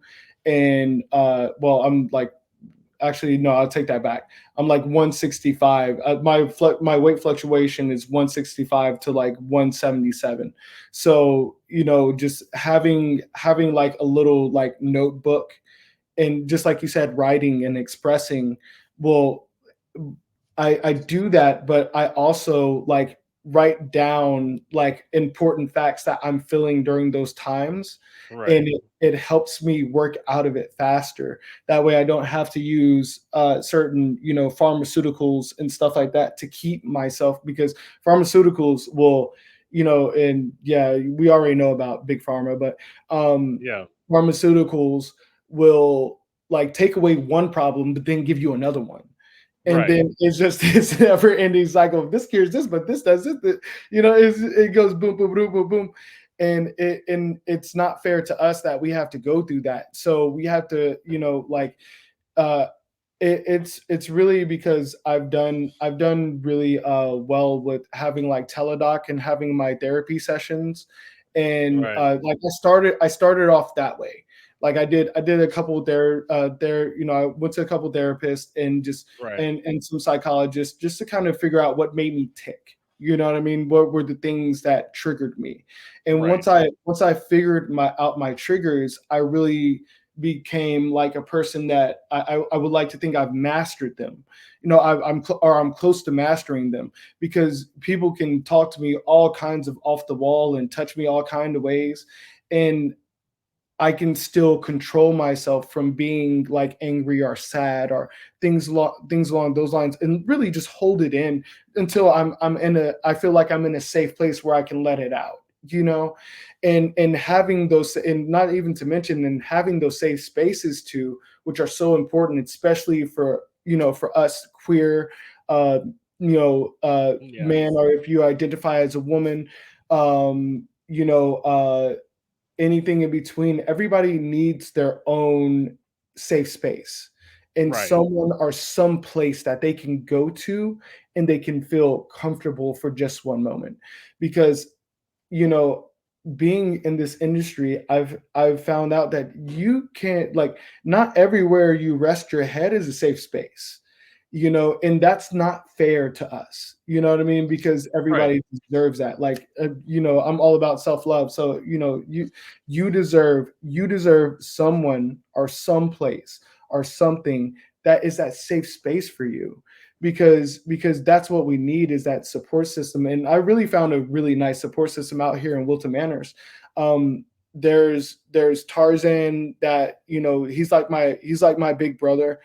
He's my pole instructor. Right. And my makeup artist. Then I got people like Monster Mike, who also, like, he's a very good friend of mine, but he also is like a bodybuilder. So like sometimes I use him for my security. You know what I mean? Like, hey, tell him to go Right. away. He's not afraid to tase people. I am. So so, and my friend like China, who is like you, is like, radio personality, podcast Right. type Right. of person. And then I have like other people like my dance mom, like Velvet Lenore. I don't know if you Mhm. know who that is, but Of course that I is a know. queen. That is a queen. But she's been my mother for like 3 years, my dance mom for 3 years. And she, even though she's like super hard on me and she's super heavy handed with me, is because she sees so much in me. And Right. you got to have those people that see that good in you, no matter what you look like. You know what I mean? Because when I came to them, I was a hot fucking mess. I'll be real. I had Right. just gotten out of 4-year relationship. Like I had replaced myself from all the way from I replaced myself all the way from Texas. I moved Right. over to Florida after my breakup. And I was, when I tell you, these people literally took me in and lifted me up. I would not be here without certain people in Wilton Manors. I would Right. not be like Howard, shout out to my agent. Like these people surrounded me and saw a broken person. And I like, ooh, let me calm down. These people saw a broken person. They put me back together in front of my enemies, the Yep. people who said I couldn't do it, and they put me together piece by piece. And sometimes it wasn't as easy. And like not even as of recently has it been hard. It's like it was preparation for where I am now. And I'm so like blessed that I've made it through to close to my other side. I'm getting really close now and I can Right. feel it, right? So um you know uh the fact of the matter is, if I didn't have certain people in my life, and everybody who's been there knows who they are, even up until recently, I wouldn't have made it through a lot of situations that I put myself in. Right. And they always seem to surround me and shroud me with love and peace and kindness, and fed me, and made sure I got from point A to point B, made sure I got to my casting calls, made sure got to my photo shoots.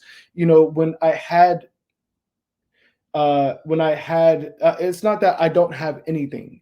Like, I'm never left out, right? Right. But when things aren't going my way, like my car breaking down, like,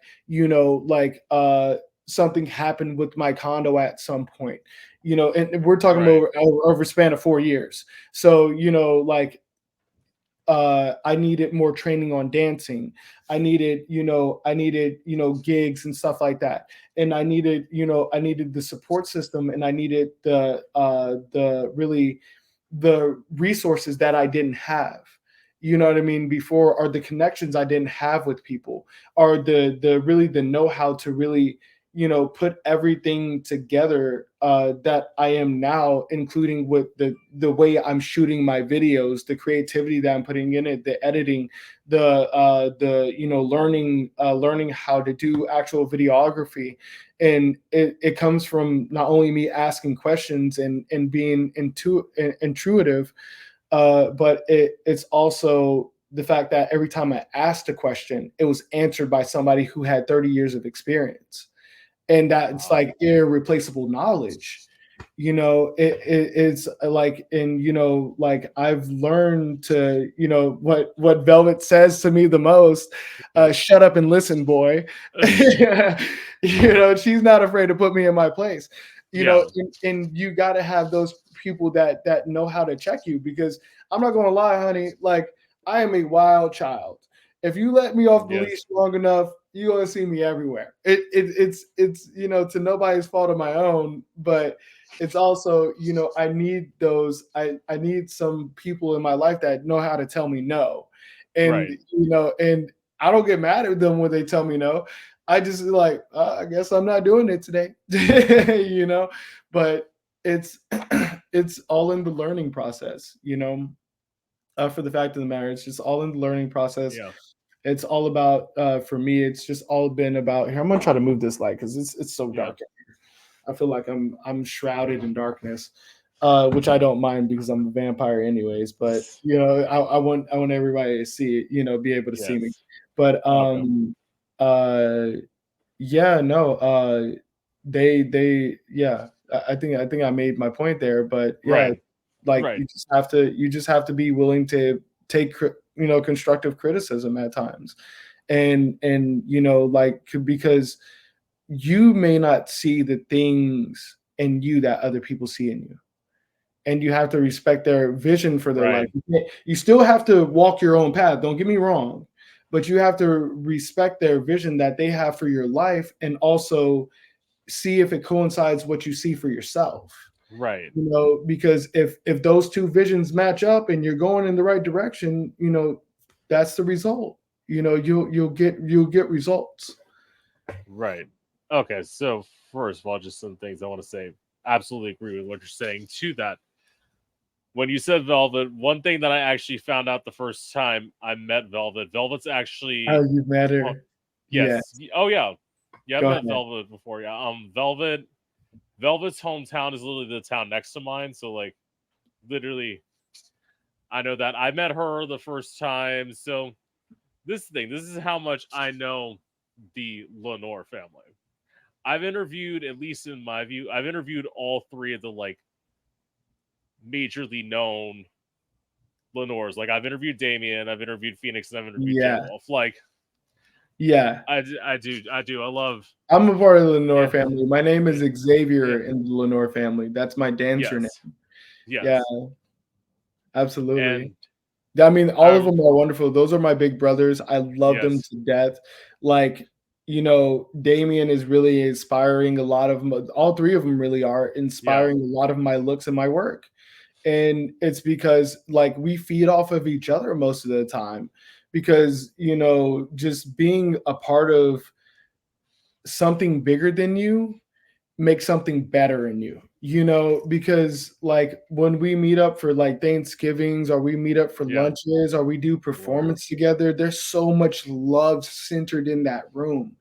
And it's really a blessing to be even associated with these people because you see the type of work that they do and the type of and a lot of, like I said before, a lot of people don't see the practice that we put yeah, in to get the results that we see. And I know personally all of them have gone through personal struggles within right, that. You know what I mean? And I've seen a lot of the behind the scenes and the hmm and the and the the things that we go through every single day, just living life and being a person. And the facts that we persevered through that, this is why I mean that this right, is why they're so great and they're so fantastic, and they're like yes, Damien is literally legendary to me at this point. Like I right, will forever remember that man's name and his dancing. And we're like I'm the Velvet calls me her youngest son, baby, because I'm the naughty kid, I'm the naughty kid. And I trail right behind them. I'm the last one that she's working on right now. We actually today is the 17th. We're actually going to start training within this next week for choreography and everything for my stage performance at Exotica.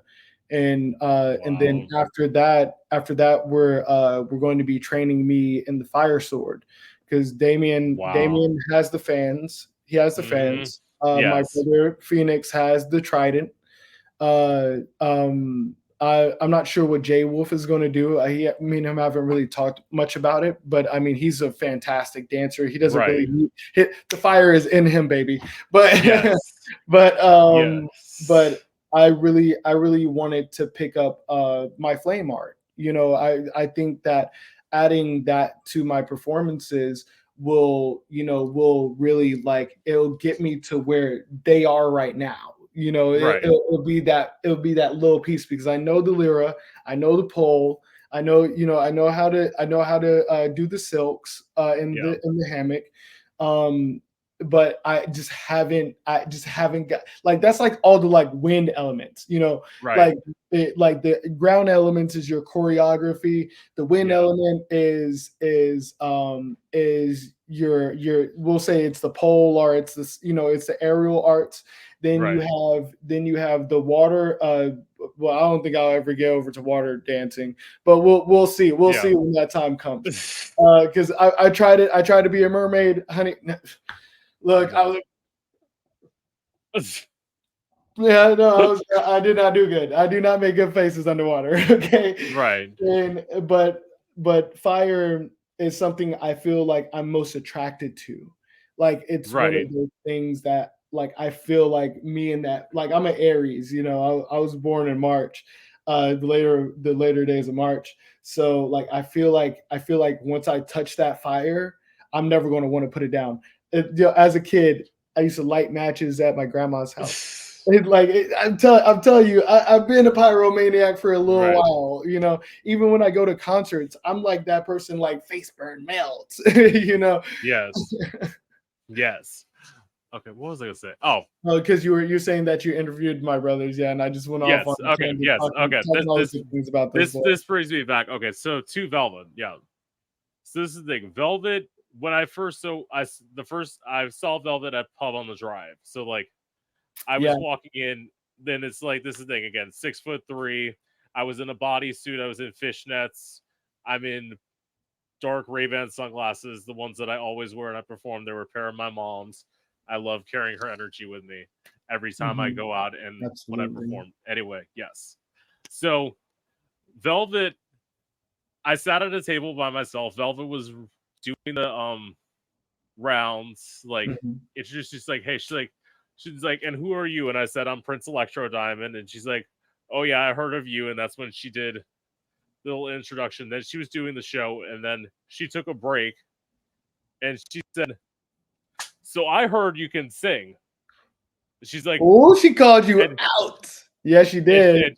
yes, she did. And she's like, she literally said, come up on stage. And like, and that's, by the way, for people who don't know, if you're not a singer, a lot of times the people find out you're a singer, once they find out, they put you on the spot like that. Like, Oh yeah. they're like, get up here. And I had to think of something within 2 seconds. And I'm like, Phoenix was backstage. And I'm like, I know for people who don't know Phoenix Lenore, Phoenix loves Mariah Carey. Oh yeah. And so You know, me and when I Mariah Carey were born on the yes, same day. Actually, I love Mariah Carey. oh, You can sing her to me. work, work. So I literally with like clearly like no preparation at all. I did like a little acapella bit of my all, and like that was just I literally said as Phoenix was backstage, I'm like, I'm doing this because I know Phoenix likes Mariah Carey. That was my first time seeing Phoenix and actually meeting Phoenix outside of doing this. Right. And that was the first time I saw Jay Wolf. I met Jay Wolf about a month later.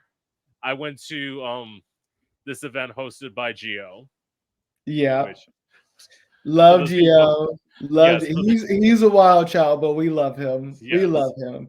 He is a wild child. And I mean, I tell you what, Gio is look, his personality, if you can imagine to the viewers, if you can imagine who Gio is, he's like the grown-up version of Cartman. Like Cartman in full effect, baby. Yes. And shout out to Gio because he's also another person that actually like was one of those people that yeah, have like looked out for me when I needed to book performances. right. And he know like that man knows what he's doing. And when he comes to recruiting models, because some of the models I see him with, you know, Well, like, oh, man. this is what I gotta say. Like, I'm gonna say something shady, but I don't give a fuck. It's like he always talks about how his boyfriend is Tanner Vaughn. He talks about his boyfriend is Tanner Vaughn. I'm thinking, yeah, bitch, the reason you chose Tanner is because he makes you look young. But like, Boy, ooh, that's tea. That's tea. I didn't say it. Ooh. Spicy. love you, Tanner. I've interviewed both of them. So it's like, Yeah, Tanner's a great guy too. He's another person that I've worked with before that's yeah, fantastic. Yeah, but Gio is a personality. Okay, we can't even take that from him. He is a no, person outlet T, the whole this word. this is proof that Gio's a personality. Okay, so this is Gio's crazy. Like, so we had to end up splitting his interview into two parts, and Yeah. like the first part, and only Gio would do this. The first part, Gio was literally doing the interview in the middle of in the middle of like a porn studio. So he's answering questions. You just hear guys getting fucked in the background.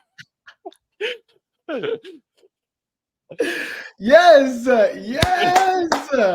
Now I'll tell you what I've done. Okay, I'll tell you what I've done. Okay, this is one of my experiences with Geo. Okay, and I'm not gonna name drop too many things because the people know I'm talking about. They already know what I'm talking about. Okay, so this summer, baby, this summer. Okay, this was my spicy summer. Okay, I was just I had this like I had been doing porn for probably about like 3 years up until that point, right? Yes. And I had not had like other than being like, home, porn, traveling, and dancing, I hadn't done anything, anything. And I mean, like, I hadn't gone out and lived, Oh you know what I yeah. mean? I didn't go to no concerts, no nothing. I was for 3 years straight, I was very disciplined. I was very like, Right. I'm just going to wait. I'm going to wait till everything gets situated, everything gets better in my life. And I did. And things did, because Yes. I kept on going, after my breakup. So I put myself into my work, after my breakup 3 years ago, or well, 4 years ago now. This summer, I'm out doing my shenanigans. I'm out hanging out with. Look, I'm out hanging out with. I'm just gonna be real. I was out hanging out with like a normie, like a girl, Yeah. and we were going out and we were like staying out in the clubs till like maybe like 7 a.m., 8 a.m. sometimes. It's Miami, baby. Like, we don't sleep down here if we don't want to. So so we were going out and we were having like this great grand old time, and this had been like maybe day two. So I was like, you know what, like, I want to go out again. I text her, she's like, yeah, I want to go out too. All my friends like, yeah, we're going out, it's Saturday, what do you mean? So we're all meeting up, downtown Los Olas, Fort Lauderdale, having like a Yes. like a grand old time, grand old Opry, I tell you. And we go to this like after hour bar, I think is in like Hollywood, like, and like we got some speakeasies down here that doesn't nobody know about in Fort Lauderdale, or period. And I'm not going to disclose that information because that's one of my spots where I'm like, okay, I'm depressed, I don't feel like staying at home, like nobody Yes. come and bother me type of place. And the people there are very homey and they're very down to earth. And you can talk to, the bartenders are great. You can talk to them about your problems, and they kind of help you work through that stuff. And it's only like two or three people there playing pool. Yeah. So so we so this guy, we're at this little speakeasy, and this guy says that he has an after party that we can go to, and it has like a pool. And I'm thinking like, yeah. And then he goes and he invites the DJ to come to this place too. So I was like, well, I want to go where the DJ's going. You know what I mean? Like, I'm not gonna go without music. Like, we're not going back to jukebox days. I want to continue, drinking and having fun, and with my friends and stuff like that. And there was like at that time, it was just it whittled down to me and my girlfriend, right? So Yeah. it whittled down to us. So we go to this after party. The DJ shows up 15 minutes later, but this is the catch. Okay. It was in this apartment complex that was like literally in the shape of a U, Yeah. and no pool in the middle. Not only that, but we get into this guy's house, and his girlfriend like comes back before, like, while the DJ is playing, and literally starts yelling at him at the top of his lungs, like, you always do this. What are you doing? Like, you were playing music at 10 a.m. right now, like going berserk, bro. And I'm like, bruh, like, the DJ was like, I went and talked to the DJ, and I was like, I was about to leave, and I was about to go over, I go over Gio's house, sometimes, right? And it just depends. It depends on the day. Like, if I'm there to do photo shoots, and we do a lot of Right. content, amongst each other around those areas. So we go over there, and we literally like like Gio says, yeah, you can come over, blah blah blah. We're already kind of having a kickback, and I was like, do you want a DJ? And he was like, yeah, yeah, yeah, yeah. Just as long as he's not playing too his music too loud. And how many people is it? He called me like 5 times asking me the same thing. I was like, it's just us. It's just us. It'll be fine. I'm like, I promise you, it's gonna be fine. Just like we're just gonna chill. Like nobody's gonna go crazy. And I mean, it was great. It turned into a little a content soiree.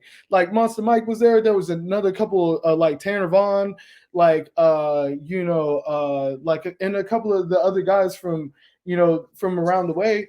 Like we all just kind of got together and everybody was like bouncing content off of each other. You know what I mean? And the DJ was playing in the background.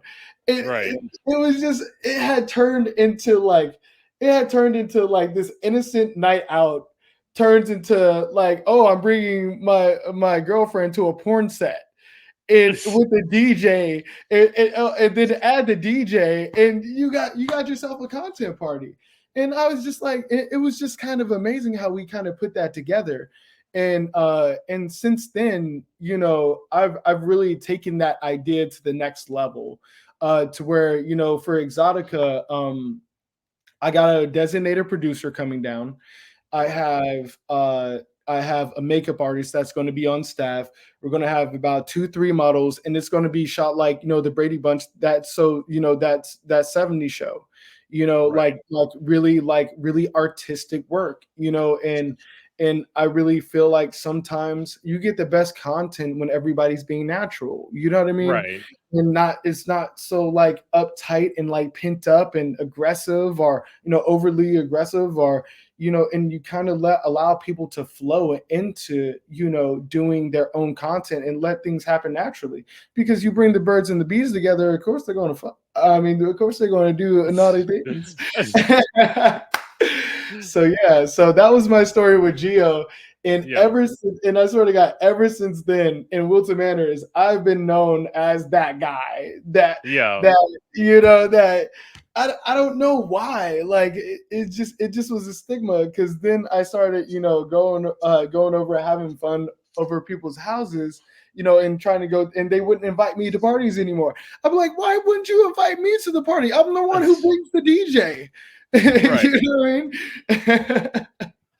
So yeah, it's been a fun wild summer. It was a fun and wild summer. Yes, it was. See, that's the one thing that I can't that is like hard for me to get used to is like the late nights in Fort Lauderdale. Because let me put it this way: I started out being a performer in Orlando, and like I always tell people my schedule when I used to perform in Orlando, but it's like when I tell people my schedule, it's like I had an early ass night. Like, Mhm. as in, I used to do at one point for 5 months, I was doing 2 shows a night at 2 different venues. So I would be leaving my house at 7 p.m.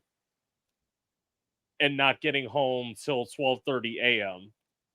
But then literally having to go to sleep, get up at 4 a.m. to be to work at 6, and then Bust work and another till bust and a work till plane. 8 p and work till 8 p.m.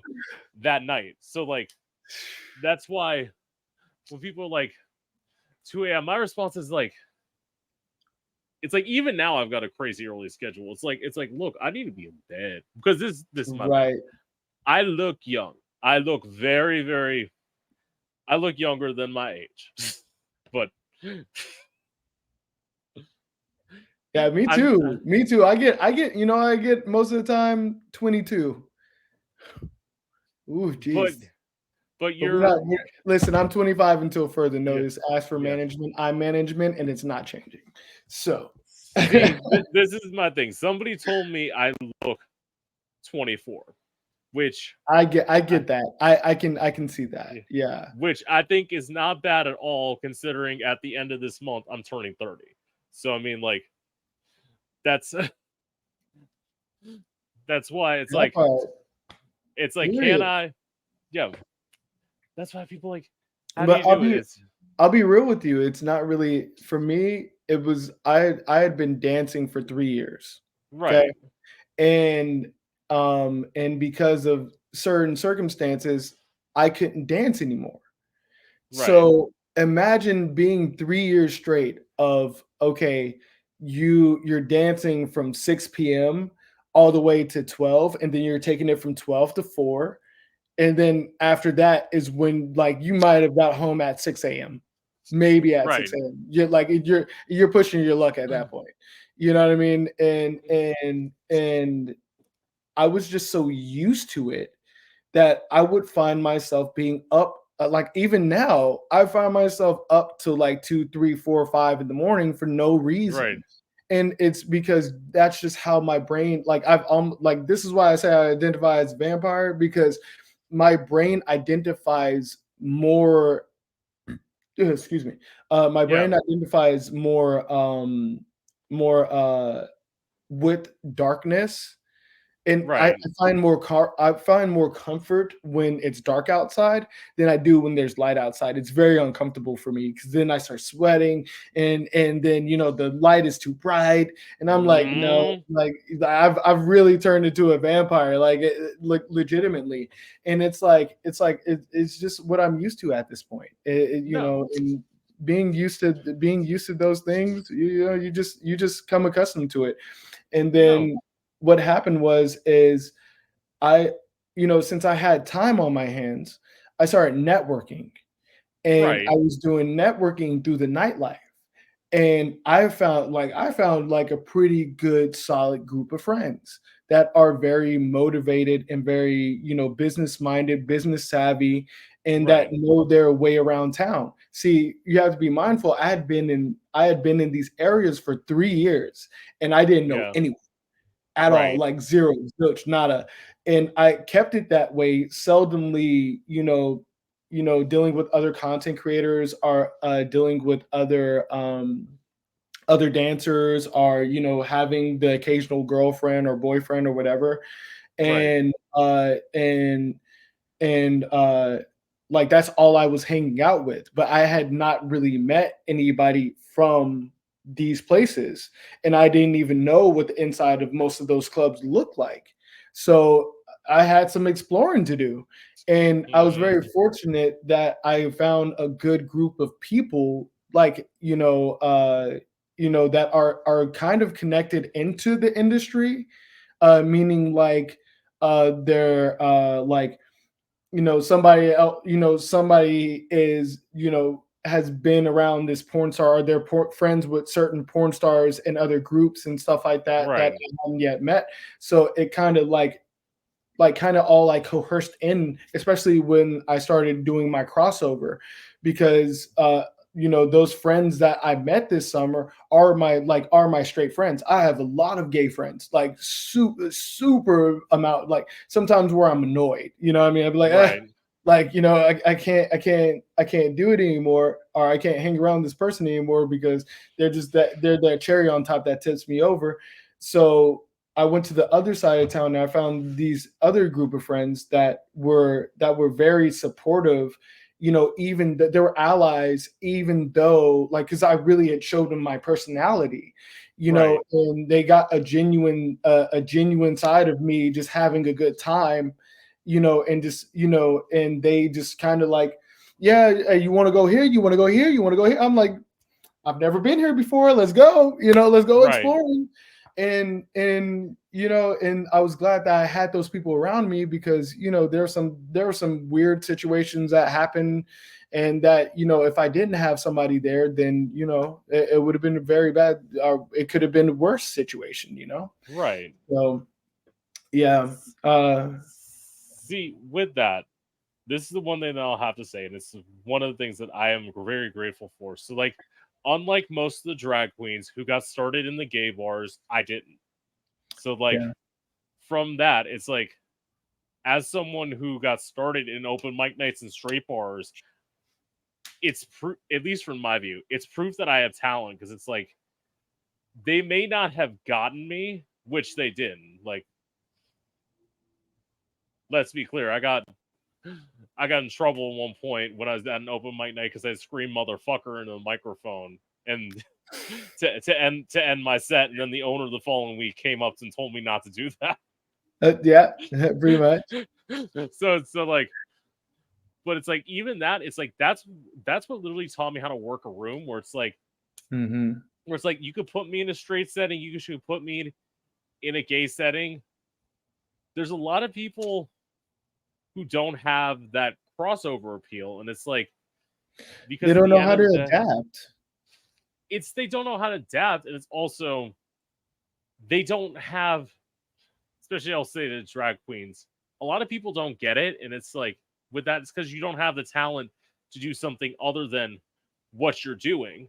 So that's why you're Right. gonna keep doing it the way that you're doing it. It's like at the end of the day, it's like yes, as a gay person, do I primarily write songs from a gay person's perspective? Right. Yes, but it's like it's not all of a sudden me writing a song about a guy. It's like if you put a woman singing the song, she can literally sing the same song the exact way I did. Like, Good music can be translated all across the yeah, board, you know? yeah, I'm And not and yeah, like I, and it was, and the truth is that my entire life, I really wanted to be, accepted by both communities, not just one of them. I wanted to be accepted by right, both the communities. And the reason why is because there are times where, like I'm very much a two-spirited person. This is why I consider myself non-cis. And I don't identify with the pronouns they, them, but it can be used for me. I just go by he, him because it makes it easier because the way I look. right, mm-hmm, So, and goes back to the same fact of the matter of, checking the boxes. I hate it. Like I yeah, hate that I have to constantly always check boxes. So when it came to being finally accepted amongst both of my communities, not really in the porn world. I'm still working on that now because I still feel like there are some people that I try to associate with that don't really want to associate with me, or they try to see me different. I won't say they try to harm me, but they see me right, differently than, oh, that's hot. They see it more as like, oh, what is he doing?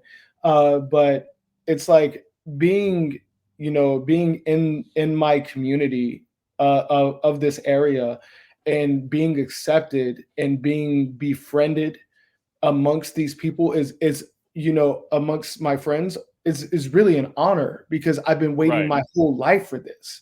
You know what I mean? To where I can have straight friends and I can have gay friends and I can have, anything in between. And on both sides, they're supportive and they're accepting on who I am and what I do. You know what I mean? right, They're not judgy towards me unless I'm doing something stupid. You know what I mean? But that's a real right, friend.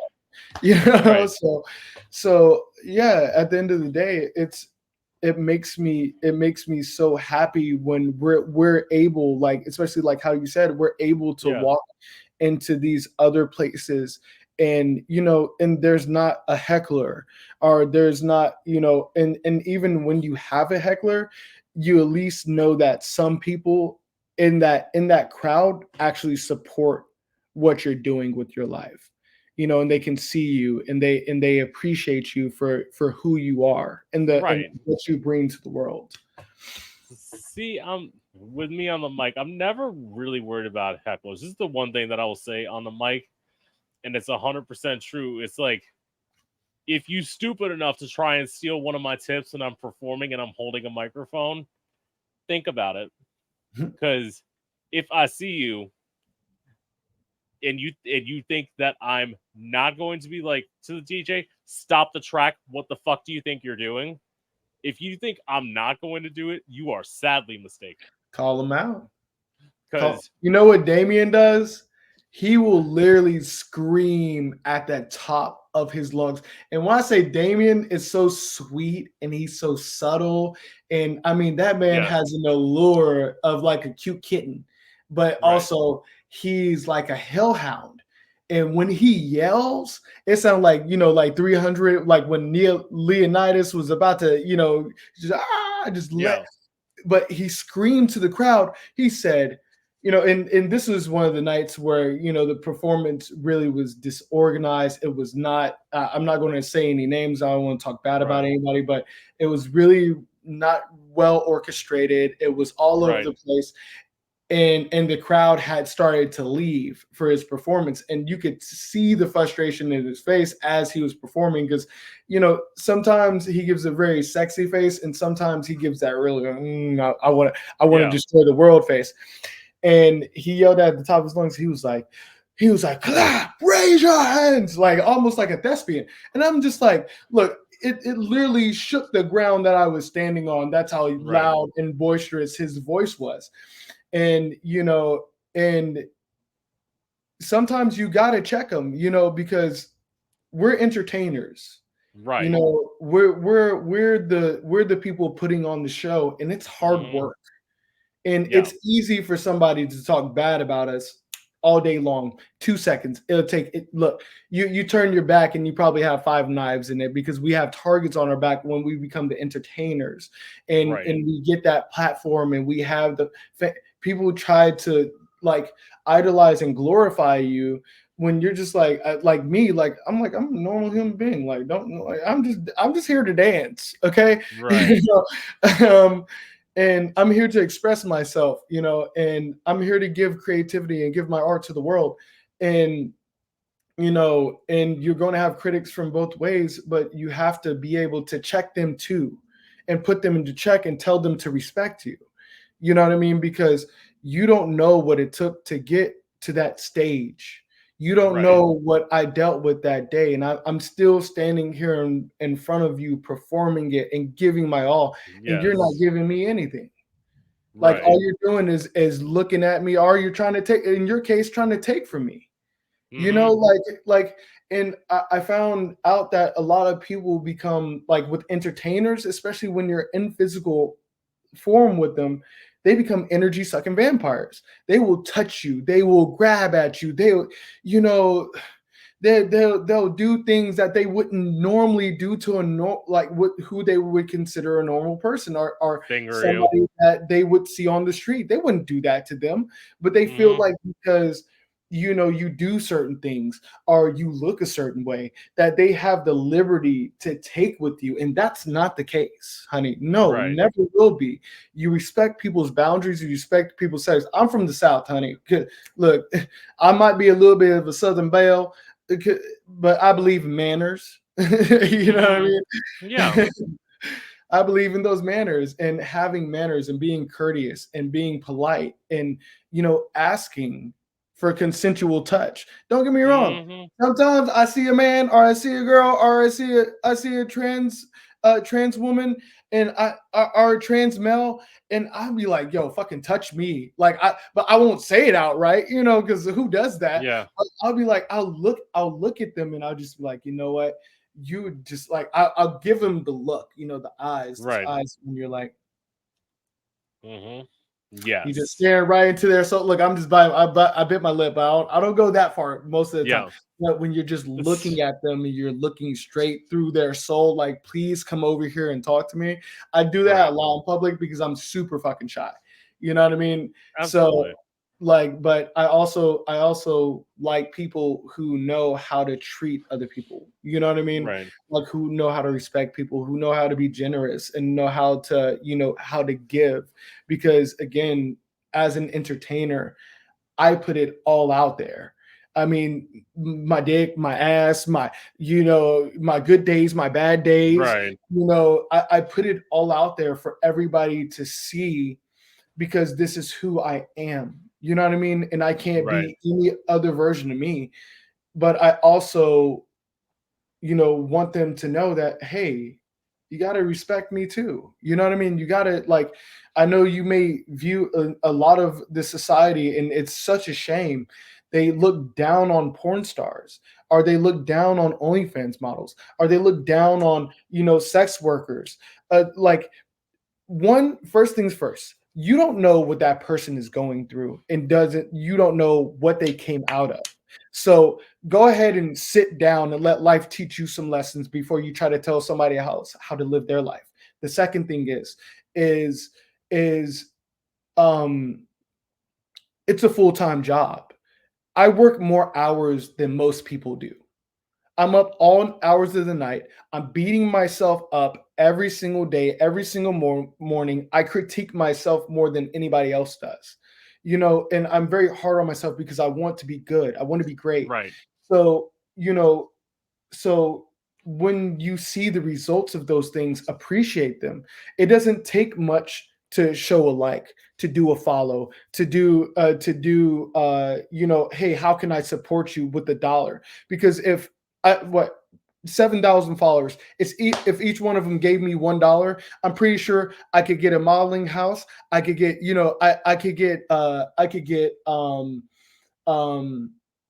modeling house, a new production team, put together Yes. some new videos. Or see it like I do like I'm full time with this. This is Right. not like this is not a gimmick. Like if I Mhm. wanted to go back and be a dental hygienist, I would. That's why I do as a trade. But don't Right. tell anybody else that. Okay, I won't Yeah. say where I worked either because I don't need anybody coming here and talk about open wide. No, I don't need that. I don't need that. So, Right.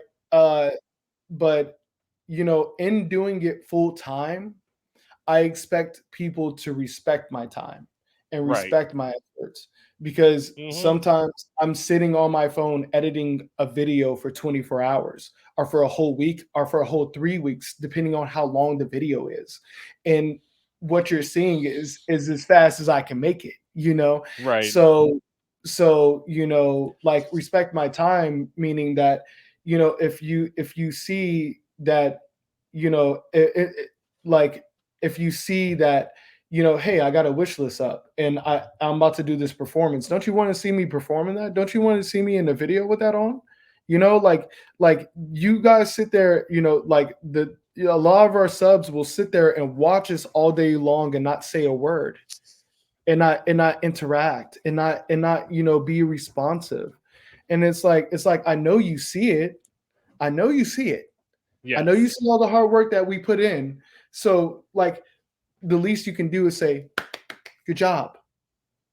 Because even if there's nothing else, like no monetary, no emotional support, no, no nothing else, good job. And I tap my phone. You get what I'm saying? I tap my phone. Yes.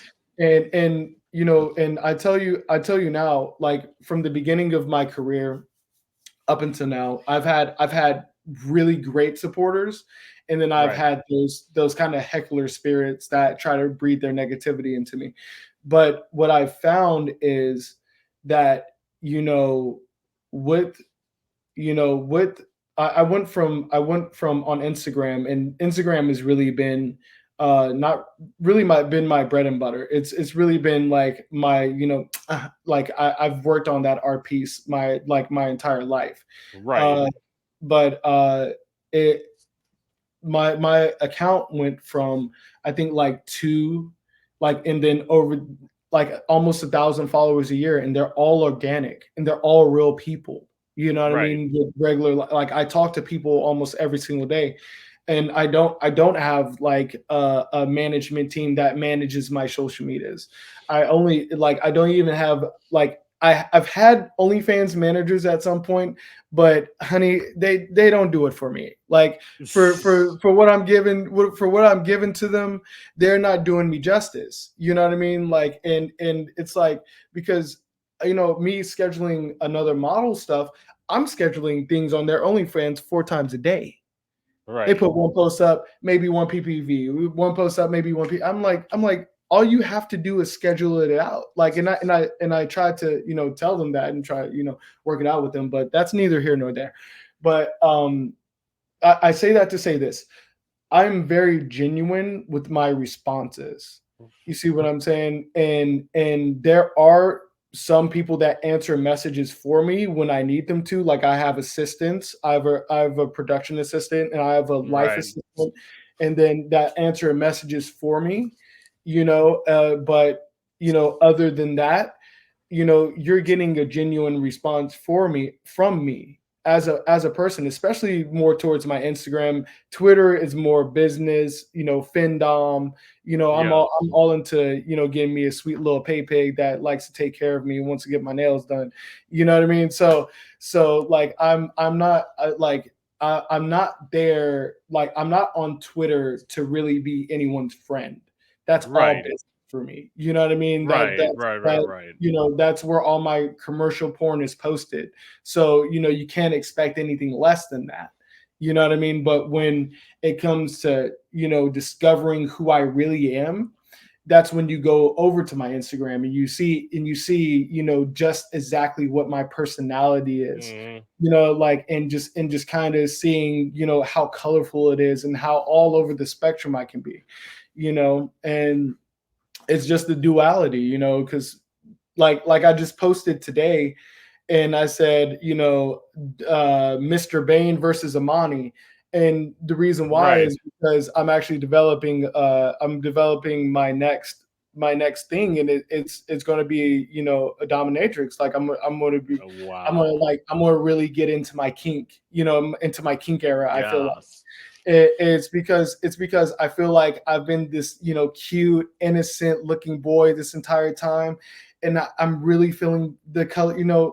I'm feeling black is the new orange. You know what I mean? Like I'm really like getting into social constructs with people that are driving me to really become this assertive person. And now I'm almost all the way into my bad boy era.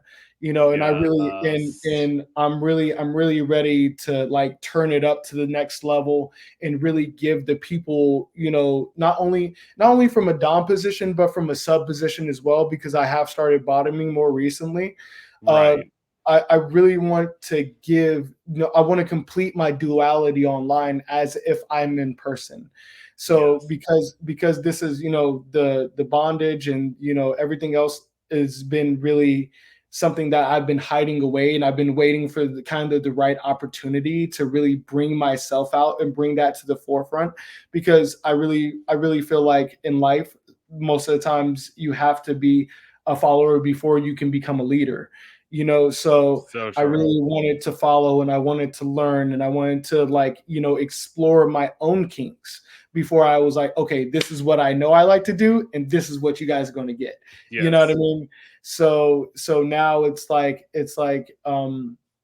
I've been consoling a couple of kink studios and stuff like that have Word. been dying to shoot me, and we're going to get this going. And even in my personal content I really want to start doing more tie downs. I want to start doing like light BDSM. I don't want to go really heavy in the paint with it, just Right. because I don't like bruising people. You know what I mean?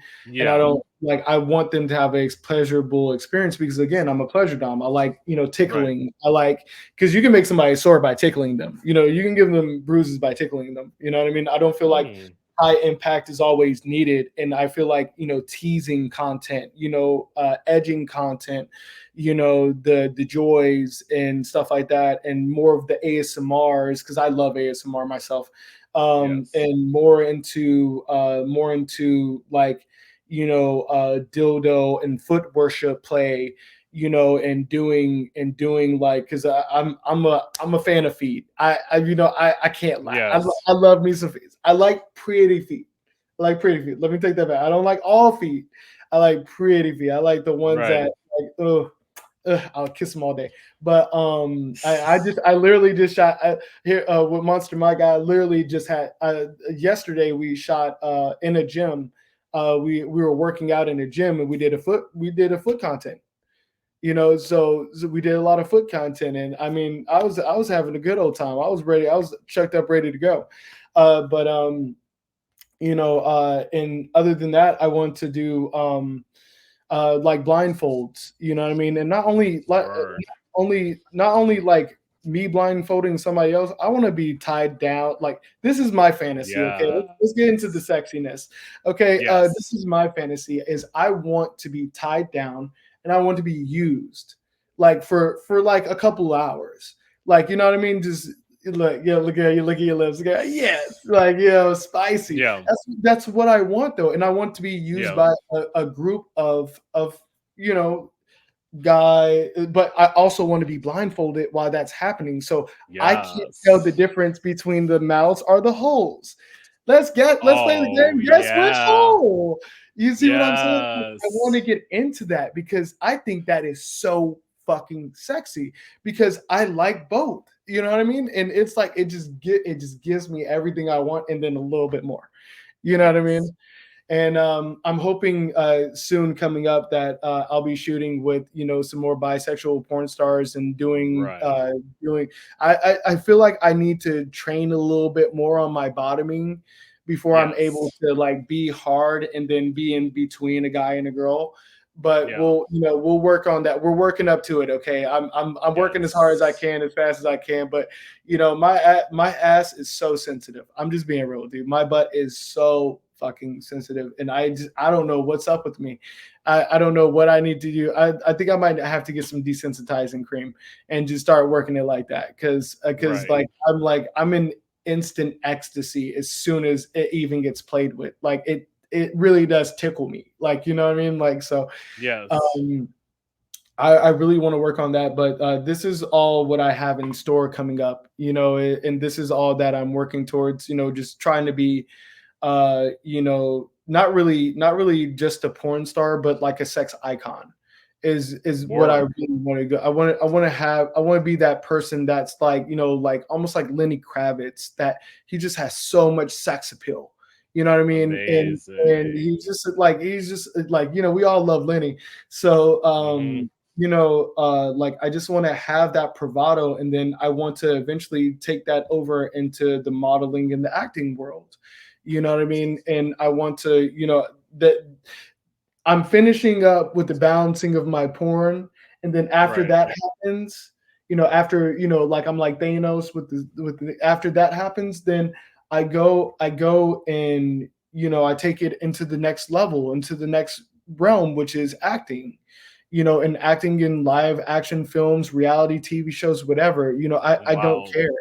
Like I really want to put myself out there because I've taken the acting classes. I've done all that stuff. I love the acting roles when I get them in porn. I thrive in those areas the most. That's when it turns me on the most, because it's like it's foreplay, but I'm also acting too. So it's like, oh Mm. yeah, I'm like really getting into the nitty-gritty. And and I've done a couple short films, in Fort Lauderdale. I did a telenovela. I recently did a music video for the Fort Lauderdale anthem. I don't know when that's coming out, but yeah, like I've been working hard, Yeah. and I really think that that's going to be the next level for me. Is that I really want to I really want to complete this side of my porn, and to be honest with you, I want to keep both, because there's a lot of celebrities out here nowadays, that have the platform and then used it that way, had the platform for their music or their acting or whatever, or and they used it that way. Well, I'm coming from the opposite direction, and it's something that I don't think has ever been openly done. I think it's been done before and they hit it out, hit Right. the fact of the matter. But I want to do it in an open manner to where, yeah, I'm a porn star and what? You You know what could I do mean? it. Because Exactly. what are you mad at? Do you want to see one of my porns? They are good. They're good. Like I love fucking. I'm sure you Yeah. do too. I'm sure you masturbate all the time too. It's okay, because a lot of people do a lot of things behind closed doors, and that's none of my business. But the fact of the matter is that you can't tell me I can or I can't do something because you don't like the fact that I did something else. Right. I'm sorry. No. Like, Yeah. because people have said that I would never be on a runway. I've been on two so far. Actually, I've been on four. Let me take that back.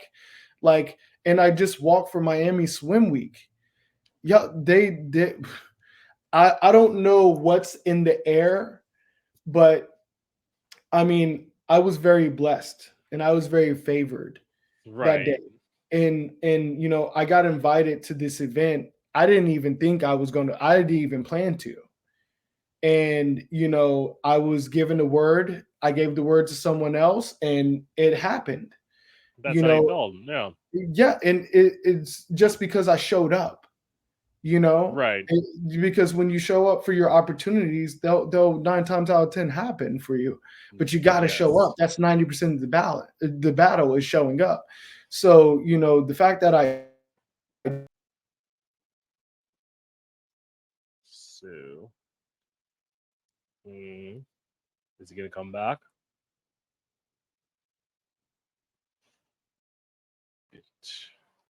Okay.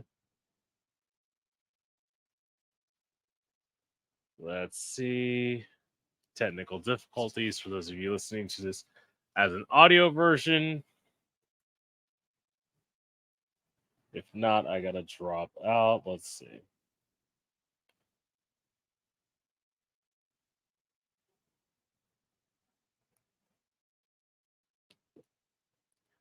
Is he coming back? I don't know. We just lost connection. We're trying to see. All right.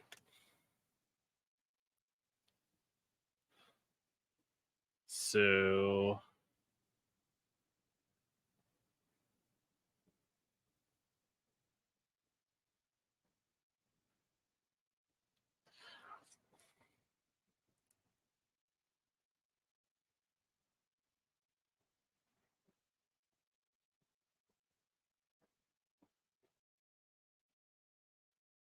shit. All right. Let's see. We're gonna give him a few minutes.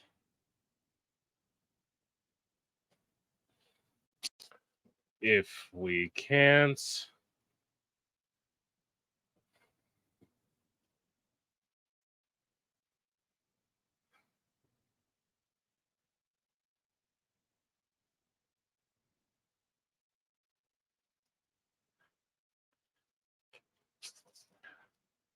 okay.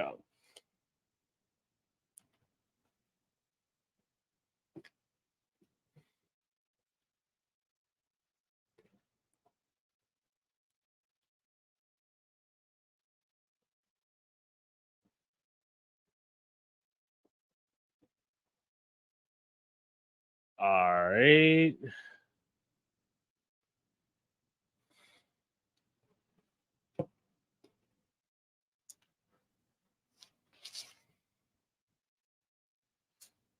All right.